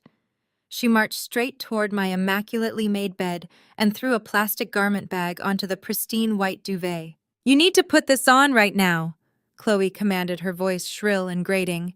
The photographer is going to be here in exactly 45 minutes for the bridal party preparation shots, and I refuse to let you hold up my schedule. Valerie stepped forward, her arms crossed tightly across her chest. She looked at me with a mixture of profound exhaustion and deep resentment. She was still operating under the magnificent delusion that she could bully me into submission. She genuinely believed that if she just yelled loud enough, I would simply forget that I owned the deed to her house and the debt to her son's company. Listen to your future sister-in-law. Maya Valerie barked, her tone sharp and unforgiving. You are going to wear that dress, and you are going to stand at the very end of the back row. Do not try to draw attention to yourself. Do not try to make conversation with Richard or any of Chloe's relatives. You are only here because we are a family that values optics. Do not do anything to ruin the formation or embarrass your brother. I set my coffee cup down on the glass side table and walked slowly over to the bed. I reached out and pulled the zipper of the plastic bag down. The dress inside was nothing short of an intentional, calculated insult. It was a dull, washed-out shade of olive green that looked more like murky swamp water than a celebratory color. The fabric was a cheap synthetic polyester that felt rough and highly flammable against my skin. It was completely unlined, entirely shapeless, and clearly tailored for a woman at least 3 sizes smaller than me. If I somehow managed to force myself into it, the seams would tear the moment I took a single breath. It was a visual representation of exactly how they viewed me: cheap, ill-fitting, and entirely disposable. They wanted to force me into a physical manifestation of my supposed failure and parade me around in front of their wealthy guests to make themselves feel superior. I looked down at the hideous garment and then back up at Chloe. I am not wearing this, I said, my voice perfectly level. Chloe let out a loud theatrical gasp of pure outrage. She whipped her head around to look at Valerie, gesturing wildly toward me as if I had just committed a violent crime. Do you see this? Valerie, Chloe shrieked, her voice echoing off the vaulted ceiling of the penthouse. Do you see the absolute disrespect? DeAndre warned me about this. He told me she was impossible to deal with. He said she was a bitter, jealous woman who would try to ruin my day because she has absolutely nothing going for her in her own pathetic life. Valerie stepped closer, her face flushing a deep, angry red. Put the dress on, Maya, she demanded, her voice dropping into a threatening register. Stop acting like a spoiled child. You are ruining the morning. I did not move. I maintained my absolute composure, watching the two of them unravel over a cheap piece of polyester. My lack of reaction only seemed to infuriate Chloe further. The manic energy vibrating beneath her skin suddenly sharpened into something vicious and cruel. She stepped right up to me, invading my personal space, her eyes flashing with malicious intent. You know, I really should not be surprised by your behavior, Chloe sneered, her lips curling into a wicked, condescending smile. DeAndre told me all about your past. He told me everything about how you dropped out of college and disappeared. He told me that things got so bad for you that you actually used to sleep on the streets behind a dumpster just to survive. I felt a sudden, sharp pulse of genuine anger flare in my chest. I stared at her, dissecting the absolute audacity of the lie. DeAndre had taken the darkest, most terrifying period of my life, the months after my parents had drained my college fund, to save him from prison, and twisted it into an entertaining anecdote to amuse his wealthy fiancée. I had never slept behind a dumpster, but I had worked 3 grueling minimum wage jobs and slept on the floor of a freezing studio apartment because they had stolen my future. He had weaponized my survival to make himself look like a tragic figure burdened by a pathetic sister. Chloe crossed her arms, a look of supreme aristocratic disgust settling over her face. Honestly, you should have just stayed there, she continued, her voice dripping with pure, unadulterated venom. This family does not need someone like you dragging us down. You are a stain on DeAndre's reputation. My father is a highly respected man with deep ties to high society. We cannot have a literal street beggar associating with our guests. You are nothing but a burden to your brother and a massive embarrassment to this entire wedding. Valerie stood right beside her, nodding along in complete agreement. She did not defend me. She did not correct the vicious lie about my past. She simply stood there validating the cruelty of a woman who was actively calling her daughter a beggar. The profound sickness of this family was on full display. They were entirely willing to let a stranger humiliate me just to maintain their proximity to perceived wealth. They were ready to die on the altar of Richard and Chloe's fraudulent status. I looked at Chloe. I looked at her tightly pinned hair, her powdered face, and her absolute conviction that she was untouchable. She was standing in a penthouse I paid for, berating me to protect the reputation of a father who was currently being investigated by the federal government for running a massive offshore Ponzi scheme. She was defending a groom who had mortgaged his parents' house to cover his own colossal financial fraud. They were all just ghosts haunting a graveyard they did not even realize they were buried in. I did not raise my voice. I did not argue. I did not attempt to defend my past or correct DeAndre's malicious lies. There was absolutely no point in negotiating with people who were mathematically hours away from losing their freedom. I reached down and picked up the cheap green dress from the bed. I held the rough synthetic fabric between my fingers, feeling the cheap seams and the terrible construction. I walked slowly past Chloe and Valerie, my movements deliberate and entirely unhurried. I crossed the room to where a small brass wastebasket sat near the mahogany writing desk. I held the dress over the basket and simply let it go. It pooled into the bottom of the trash can, blending perfectly with the discarded coffee cups and crumpled napkins. I turned back to face them. Chloe was staring at the wastebasket, her jaw literally hanging open in absolute shock. Valerie looked as though she was about to have a stroke. "You are exactly right, Chloe," I said, my voice smooth, terrifyingly calm, and echoing with the finality of a judge delivering a sentence. "The place for trash is in the trash can." I stepped forward, bridging the gap between us until Chloe was forced to instinctively step back toward the door. "Now get out of my room!" I commanded, my tone dropping into a lethal frozen whisper. "Take your makeup artist, take your assistant, and get out. You have a very big, very important day ahead of you. I highly suggest you go enjoy every single remaining second of your perfect wedding morning, because I promise you by this afternoon, your life is going to look very, very different." Chloe stumbled backward, completely terrified by the absolute lack of mercy in my eyes. She practically tripped over her own custom silk robe as she scrambled out of the penthouse, her makeup artist and assistant fleeing right behind her like startled prey. The heavy mahogany door clicked shut, sealing the quiet serenity of my suite once again. I stood alone in the center of the room, breathing in the silence. I walked over to the closet and retrieved the garment bag I had actually brought for this occasion. I was not going to hide in the back row wearing a synthetic green rag. I was going to attend this wedding wearing the exact uniform of the woman who held their entire existence in the palm of her hand. 4 hours later, I stepped into the grand ballroom of the Sterling estate. I wore a bespoke tailored suit in deep obsidian black, the sharp, immaculate lines cutting a striking contrast against the sea of pastel gowns and rented tuxedos. The wedding had unfolded with an absurd, sickening level of manufactured opulence. Valerie had somehow managed to drape every available surface in imported white orchids and cascading crystal beads. There were towering ice sculptures, champagne fountains, and hundreds of guests who had been invited solely to serve as an audience for DeAndre's colossal ego. It was a spectacular theatrical production designed to project an illusion of infinite generational wealth. I stood near the back of the cavernous reception hall, isolating myself from the suffocating crowd. The camera angle of my life felt as though it was panning slowly over my shoulder, directing its focus out the massive floor-to-ceiling windows toward the sprawling city skyline. The towering glass skyscrapers pierced the freezing winter sky, their lights blinking steadily against the encroaching dusk. Down there, among those steel giants, my firm controlled billions in real assets. Down there, federal agents were currently building the final framework of an indictment that would tear this ballroom apart. I looked away from the city and turned my gaze back to the glowing, fraudulent spectacle happening right inside the room.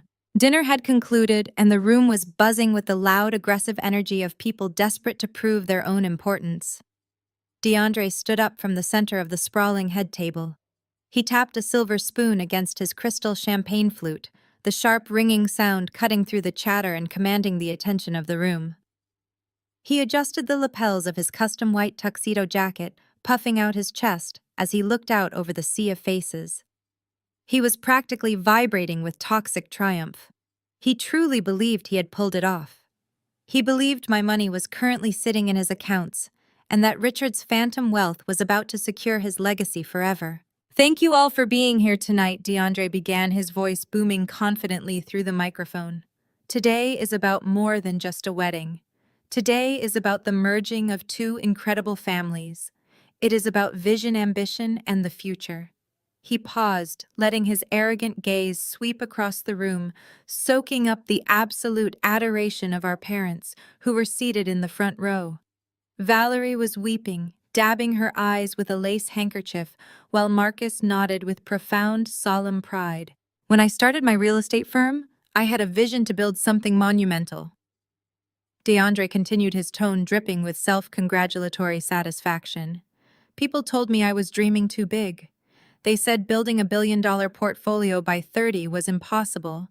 But looking around this room, looking at my beautiful wife and her incredible family, I can confidently say that the impossible is just a starting point for a man who knows how to conquer the world." Polite applause rippled through the ballroom.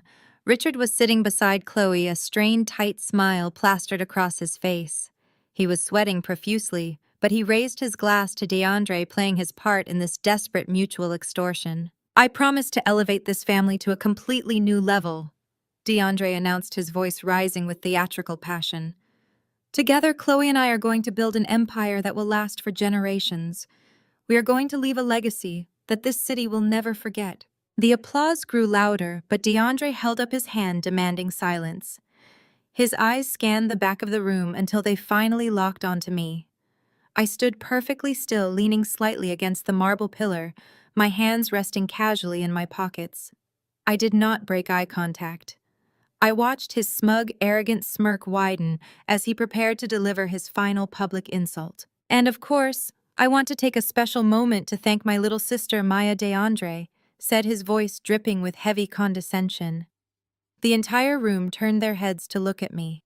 I could feel the collective weight of their judgment settling over my shoulders. DeAndre leaned into the microphone, his smile turning sharp and cruel. "We all know Maya has had a tough road." DeAndre continued, broadcasting his fabricated narrative to hundreds of strangers. "She has faced some serious hiccups in her life. She has struggled to find her footing and has had to rely heavily on the support of this family just to survive. But despite all of her failures and her clear inability to match the standard we have set, she still managed to show up today. And for that, we are truly grateful. Let us give a round of applause for Maya trying her best." The ballroom erupted into a chorus of patronizing laughter. Men in expensive suits chuckled, shaking their heads, while women in designer dresses offered me looks of profound, sickening pity. Valerie turned around in her seat and glared at me silently, warning me not to react. Marcus just shook his head, looking deeply embarrassed to even share my last name.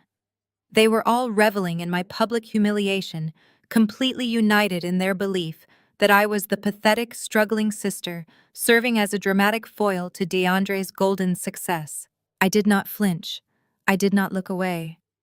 I simply raised my glass of sparkling water in a silent, mocking toast, acknowledging his speech with cold, dead eyes. DeAndre grinned, taking a long, triumphant sip of his champagne. He thought he had completely crushed me. He thought he had successfully established his dominance and secured his false reality. Before the laughter could fully die down, Richard pushed his chair back and stood up. He grabbed the microphone from DeAndre, his hands shaking slightly as he gripped the metal stand. The panicked, frantic energy radiating from him was palpable to anyone who knew what to look for, but to the blind guests in the room, he just looked like an emotional father. "I want to add to that," Richard bellowed, his voice overly loud and aggressive. He raised his own glass high into the air, turning to look at Marcus and Valerie. "The union of Chloe and DeAndre is a historic moment. We are not just bringing two people together. We are merging two absolute titans of industry. We are combining the deep generational wealth of my family with the explosive, brilliant success of DeAndre's corporate empire. Richard locked eyes with DeAndre, an unspoken, desperate plea passing between the two frauds. To the two empires, Richard declared loudly, "May they protect each other, grow together, and dominate this city." To the empires, Marcus echoed loudly, standing up and raising his glass alongside Richard. Valerie followed suit, her face glowing with absolute ecstatic triumph. The entire ballroom stood up, raising their glasses in a massive unified toast. Glasses clinked against one another, the bright chiming sound filling the cavernous space. DeAndre pulled Chloe into a deep kiss, the crowd cheering wildly around them. They were celebrating a mirage.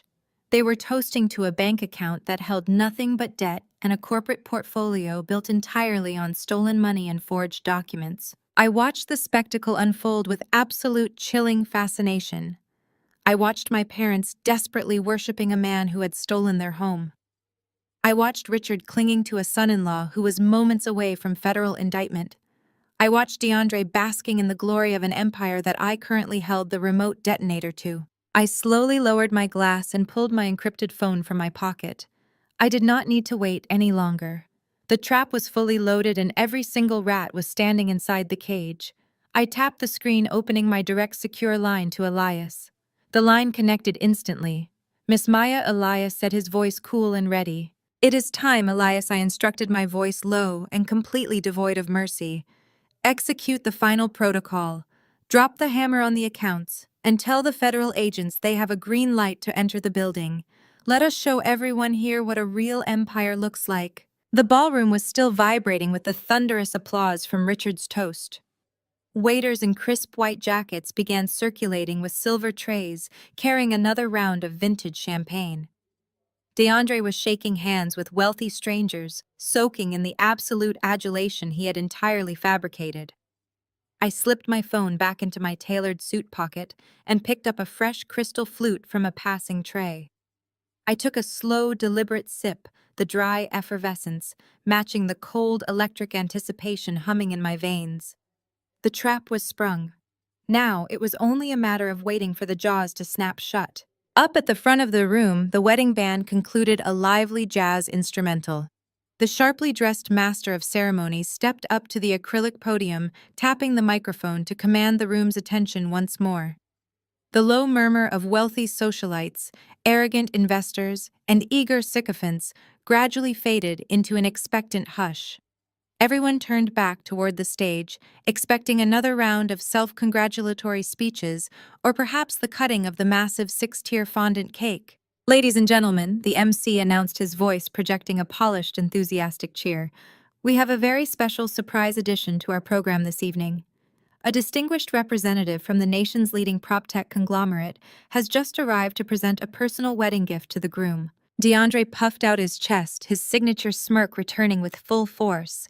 He leaned over and whispered something into Chloe's ear, making her giggle and clutch his bicep. Richard nodded sagely, looking deeply relieved that his future son-in-law commanded such immense corporate respect.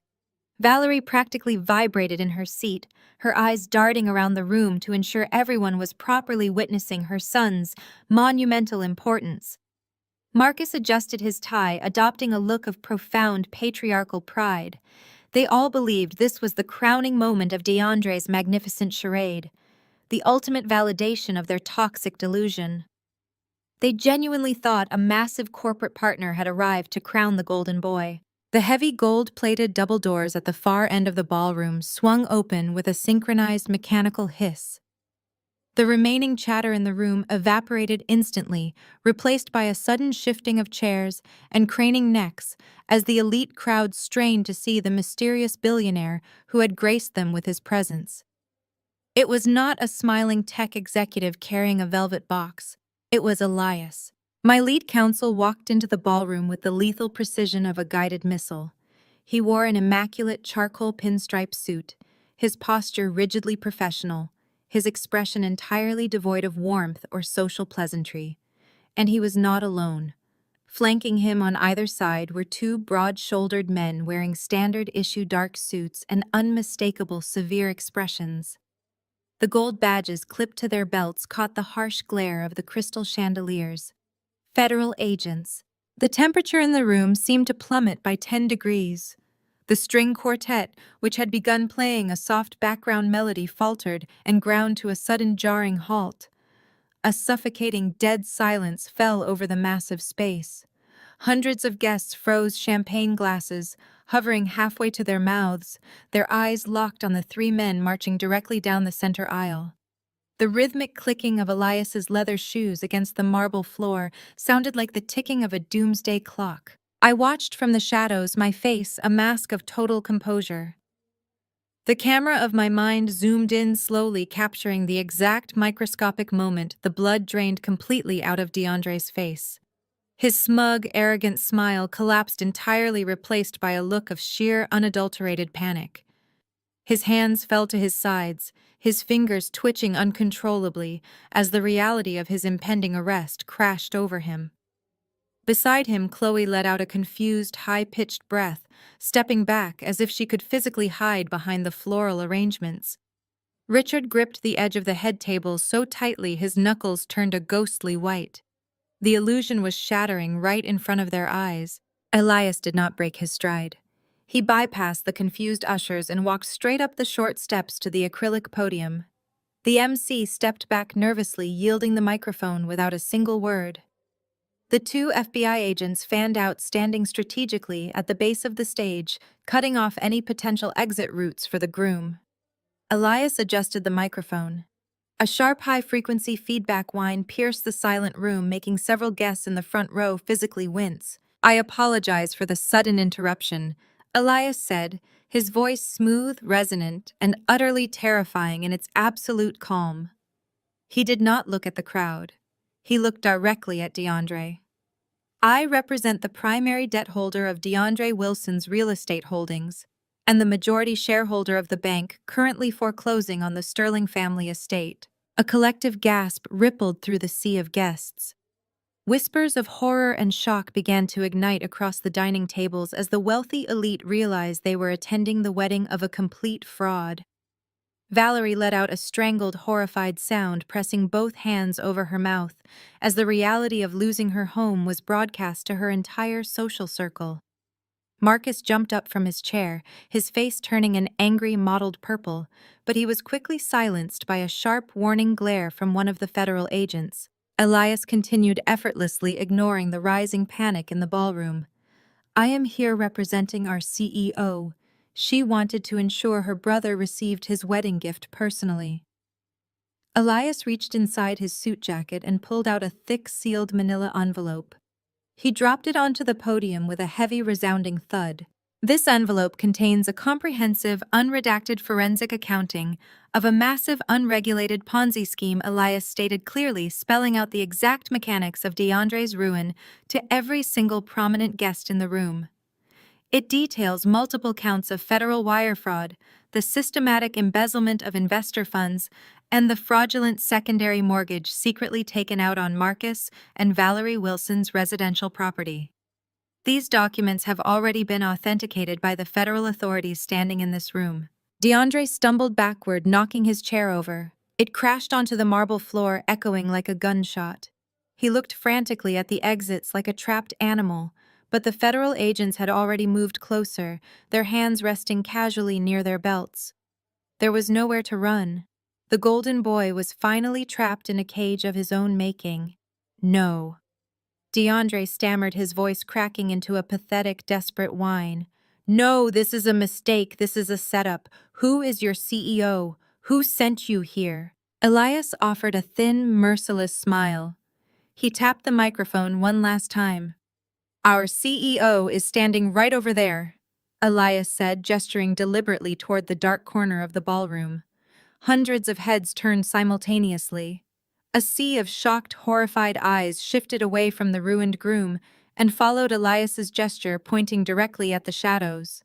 I took a slow, deliberate step forward, moving out of the dim periphery and into the bright, unforgiving light of the crystal chandeliers. My tailored black suit absorbed the glare, projecting an aura of absolute, unyielding authority. The crowd parted instinctively, forming a wide, clear path between me and the head table. The whispers stopped entirely. The only sound in the massive ballroom was the steady click of my heels against the marble floor. I stopped in the exact center of the room. The silence was absolute. I held my crystal flute of champagne in my right hand, my expression perfectly placid, but my eyes radiating a cold, lethal fire. I looked at Marcus, who was staring at me with a mixture of profound terror and disbelief. I looked at Valerie, who was visibly shaking, unable to comprehend the absolute destruction of her social standing and the loss of her home. I looked at Richard, whose face had collapsed into a mask of pure dread, knowing his own financial crimes were likely next to be exposed.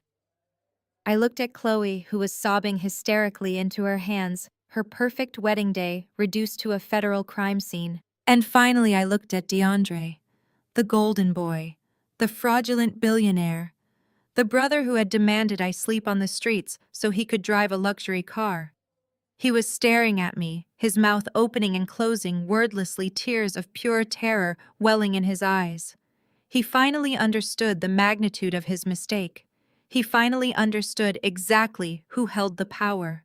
I raised my champagne glass, looking directly into his panicked, shattered eyes. I offered a slow, deliberate nod, acknowledging the total annihilation of his fake empire. I took a sip of the vintage champagne, letting the dry, crisp taste wash over my tongue. The gift had been delivered and the execution was flawless. I lowered my crystal flute and placed it gently onto the silver tray of a paralyzed waiter standing nearby. I began my walk toward the stage. The sea of wealthy guests parted before me, like water retreating from a shoreline. No one dared to speak. No one dared to move. The only sound in the cavernous ballroom was the rhythmic, sharp click of my heels against the imported marble, echoing with the weight of absolute finality. As I approached the head table, I kept my eyes locked entirely on DeAndre.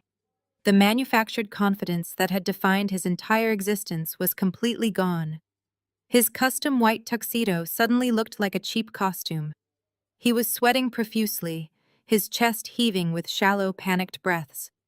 He looked desperately toward Marcus and Valerie, silently begging them to intervene, to use their parental authority to stop the nightmare unfolding in front of him. But my parents were frozen in their seats, paralyzed by the sudden terrifying realization that their social standing was evaporating into dust. I walked up the short, velvet-lined steps to the stage. Elias stepped aside, offering a slight, respectful nod as he handed me the microphone. His movement was a clear, undeniable signal to everyone in the room regarding who truly held the power. I wrapped my fingers around the cold metal of the microphone and turned to face the crowd. The camera of my mind seemed to settle into a static, hyper-focused frame, capturing every bead of sweat on my brother's face and every terrified, widened eye in the audience. DeAndre. I began, my voice ringing out through the massive speakers, crisp, lethal, and entirely devoid of pity. You have spent my entire life calling me a failure. You stood on this very stage just moments ago and told hundreds of people that I was a struggling, pathetic burden who needed this family's charity just to survive. You built your entire identity on the illusion of your own superiority. I took a slow, deliberate step toward him. He instinctively stepped backward, bumping into the acrylic podium. But the real estate empire you have been boasting about all evening is nothing but a hollow, rotting shell. I stated the words, cutting through the dead silence of the ballroom like a frozen blade. You do not build anything. You do not own anything. You take deposits from innocent investors, and you use their money to fund your designer clothes, your luxury cars, and your pathetic, desperate need to look important. And when the money ran out, you stole from our parents. You mortgaged their home to cover your crimes. DeAndre opened his mouth to speak, to deny it, to spin another desperate lie, but no sound came out. He was suffocating under the weight of his own exposed fraud. Your company is completely bankrupt. I continued, my tone devoid of any familial warmth. Yesterday morning, Obsidian Capital purchased the entirety of your outstanding corporate debt. All $5 million of it. And do you know how much I paid for your magnificent billion-dollar empire, DeAndre? I paused, letting the suspense hang over the terrified crowd. I looked directly into his panicked eyes. I bought your entire life. For exactly $1, I revealed the absolute humiliation of the truth echoing off the crystal chandeliers. Because that is exactly what your legacy is worth. One single dollar. You are not a titan of industry. You are a cheap criminal who ran out of other people's money. DeAndre let out a strangled, pathetic sound, shaking his head violently, as if he could physically deny the reality crashing down upon him. Behind him, Valerie let out a loud, dramatic sob, burying her face in her hands. Marcus sat completely rigid, staring straight ahead, his jaw clenched so tightly it looked as though his teeth might shatter. Their golden boy was dead, and the monster they had created was standing on the stage holding the murder weapon. But I was not finished. I turned my gaze away from my trembling brother and looked directly at the other side of the head table. Richard was gripping the edge of the tablecloth, his face a terrifying shade of gray. Beside him, Chloe was shaking her perfectly manicured hands, covering her mouth as she stared at the man she had just married. I addressed the bride and her wealthy, aristocratic family, my voice carrying the smooth, chilling cadence of an executioner. And as for the historic merging of these two great empires, I said, gesturing vaguely toward Richard and his terrified wife, I am afraid I have to ruin that illusion as well. Richard bolted upright out of his chair, pointing a trembling finger at me. Do not say another word. He barked, his voice cracking with sheer panic. You have no right to speak about my family. Security. Someone get her out of here. None of the hired security guards moved. They were all acutely aware of the two federal agents standing at the base of the stage. Your family is just as bankrupt as his, I announced, refusing to yield a single inch of ground. I looked directly at Chloe, whose eyes were wide with dawning horror. Your father does not have deep generational wealth, Chloe. His investment firm has been under active investigation by the Securities and Exchange Commission for the past 8 months. Your family has not paid federal taxes in 3 years. The only reason your father allowed you to marry DeAndre was because he genuinely believed my brother had the liquid capital to bail him out of his impending federal indictments. The ballroom erupted into a cacophony of shocked gasps and frantic whispering. The wealthy guests who had been drinking Richard's champagne and eating his catered food were now staring at him with profound upper-class disgust. I turned my attention back to the center of the stage, capturing both DeAndre and Chloe in my sharp, unforgiving gaze. There is no historic merger happening here today, I stated, delivering the final lethal blow to their manufactured fairy tale. The union of these two families is not a merging of titans.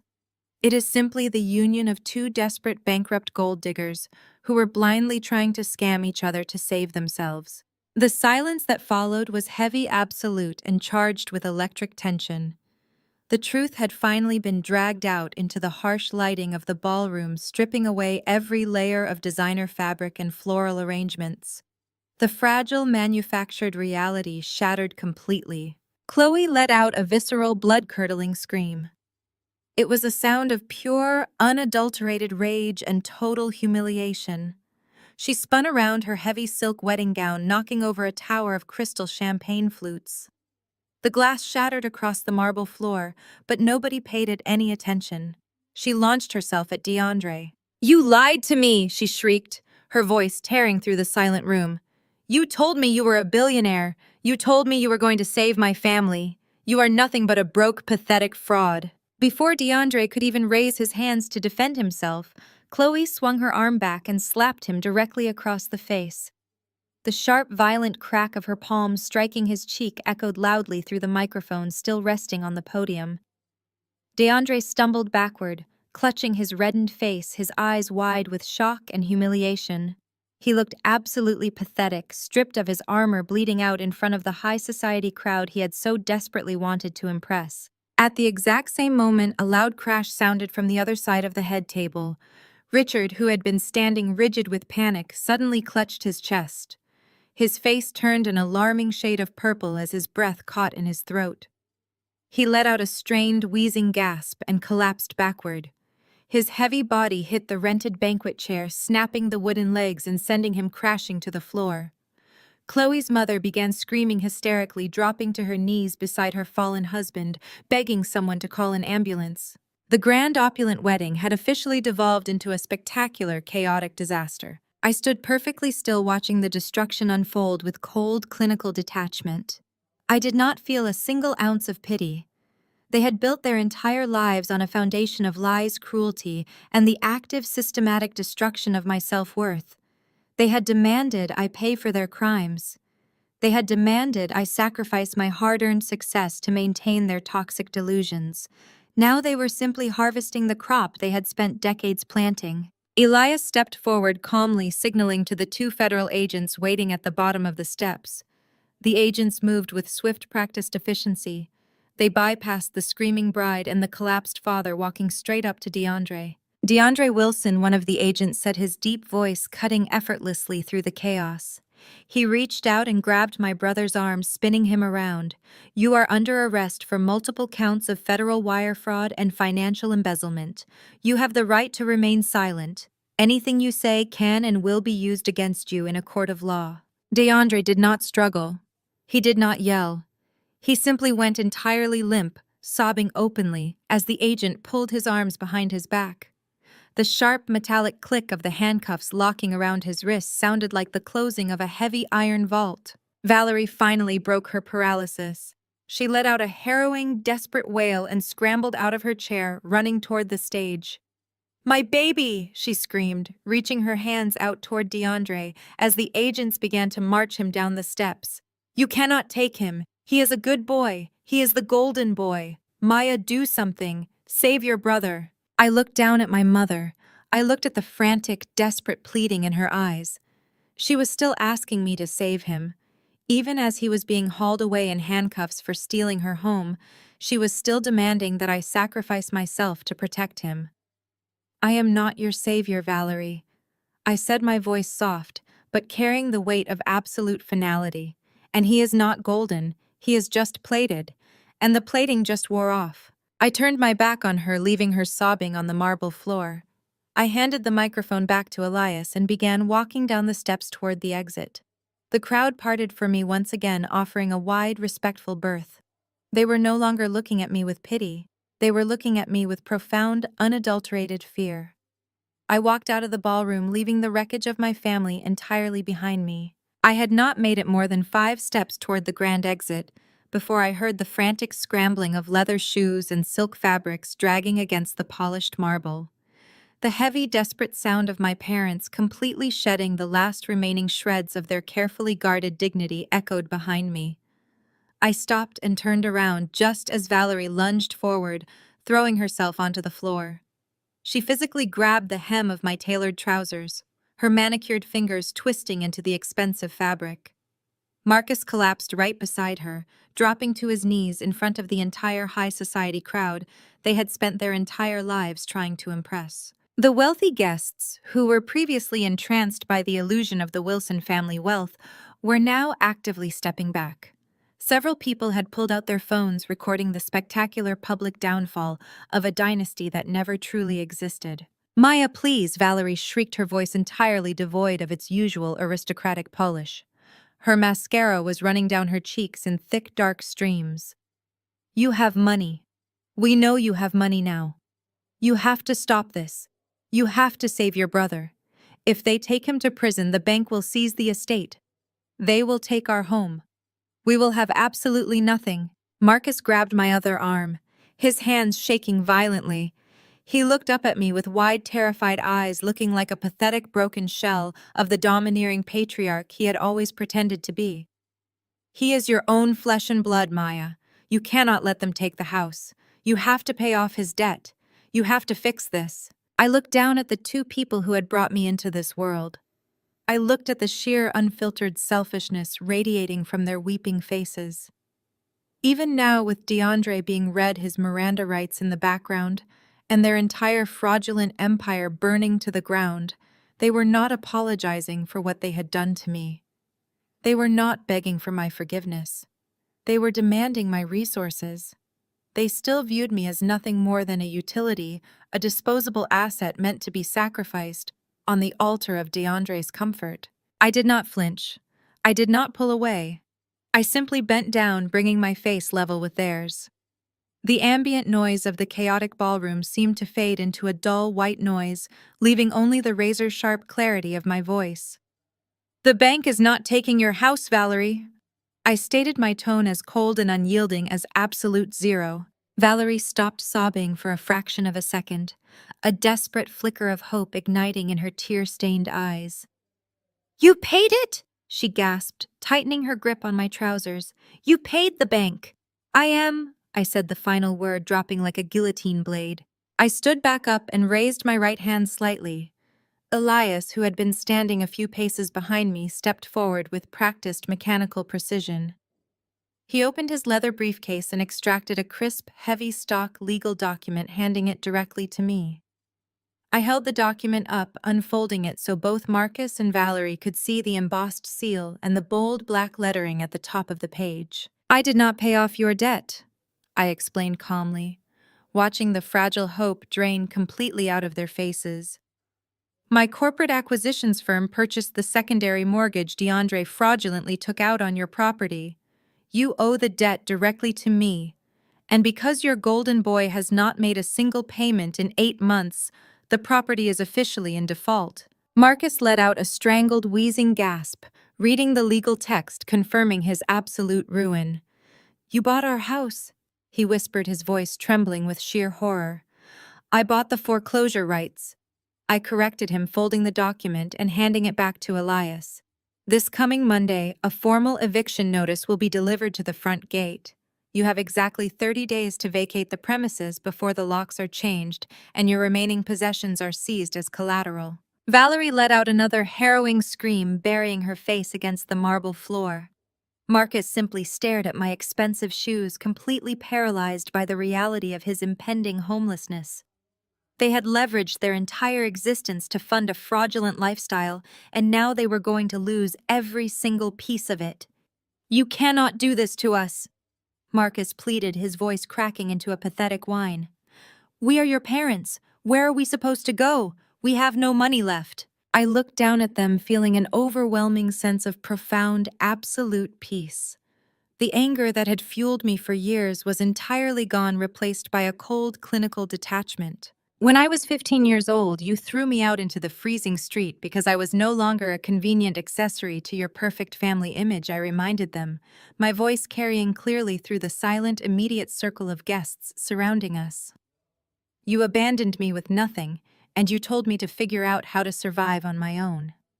You told me the world was a harsh place, and that I needed to learn how to navigate it without a safety net." I leaned down one final time, lowering my voice, so only the two of them could hear the absolute finality in my words. "It was an excellent lesson," I whispered, "and now it is time for you to apply it." I straightened my posture, pulling my pant leg firmly out of Valerie's weak, grasping fingers. I turned my back on them and resumed my walk toward the grand exit. The chaos of the ballroom flared back to life behind me in a brilliant symphony of destruction.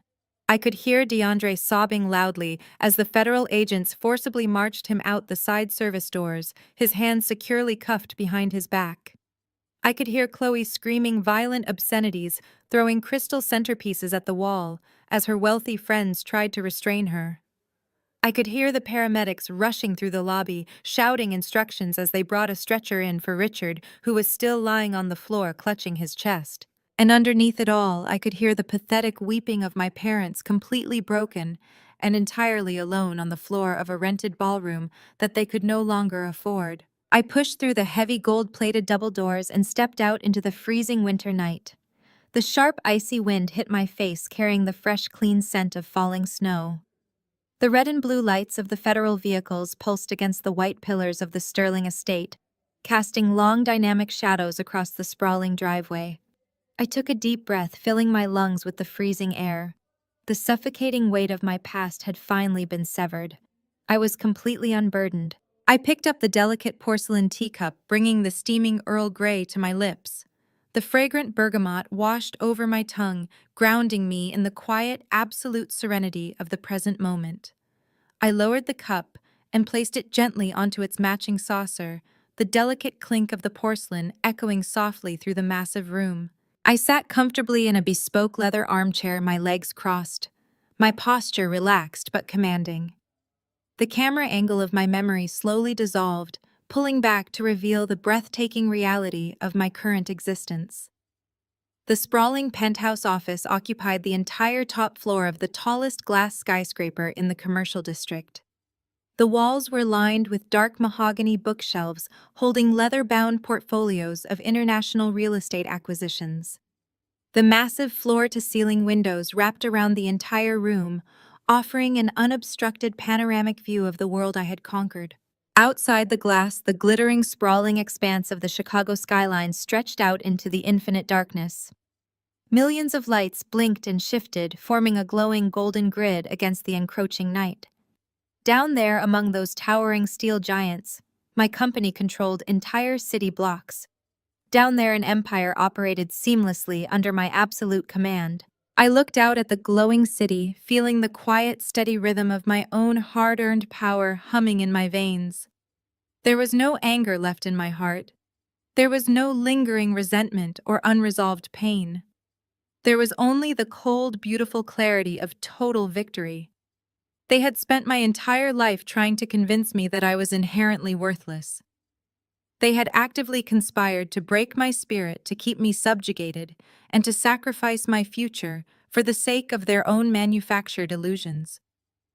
They had demanded that I stay at the bottom of the ladder so they could feel taller. I turned my chair slightly, watching the reflection of the city lights dancing across the polished surface of my mahogany desk. They told me to find my own way home, I said aloud, my voice soft but carrying the undeniable weight of absolute authority. I looked back out at the magnificent glowing skyline, watching the city breathe and shift under the dark winter sky. I had not just found a way home, I had built a fortress. I had constructed a monument to my own resilience brick by brick out of the exact stones they had thrown at me. And I found the path leading straight to a place they can never reach.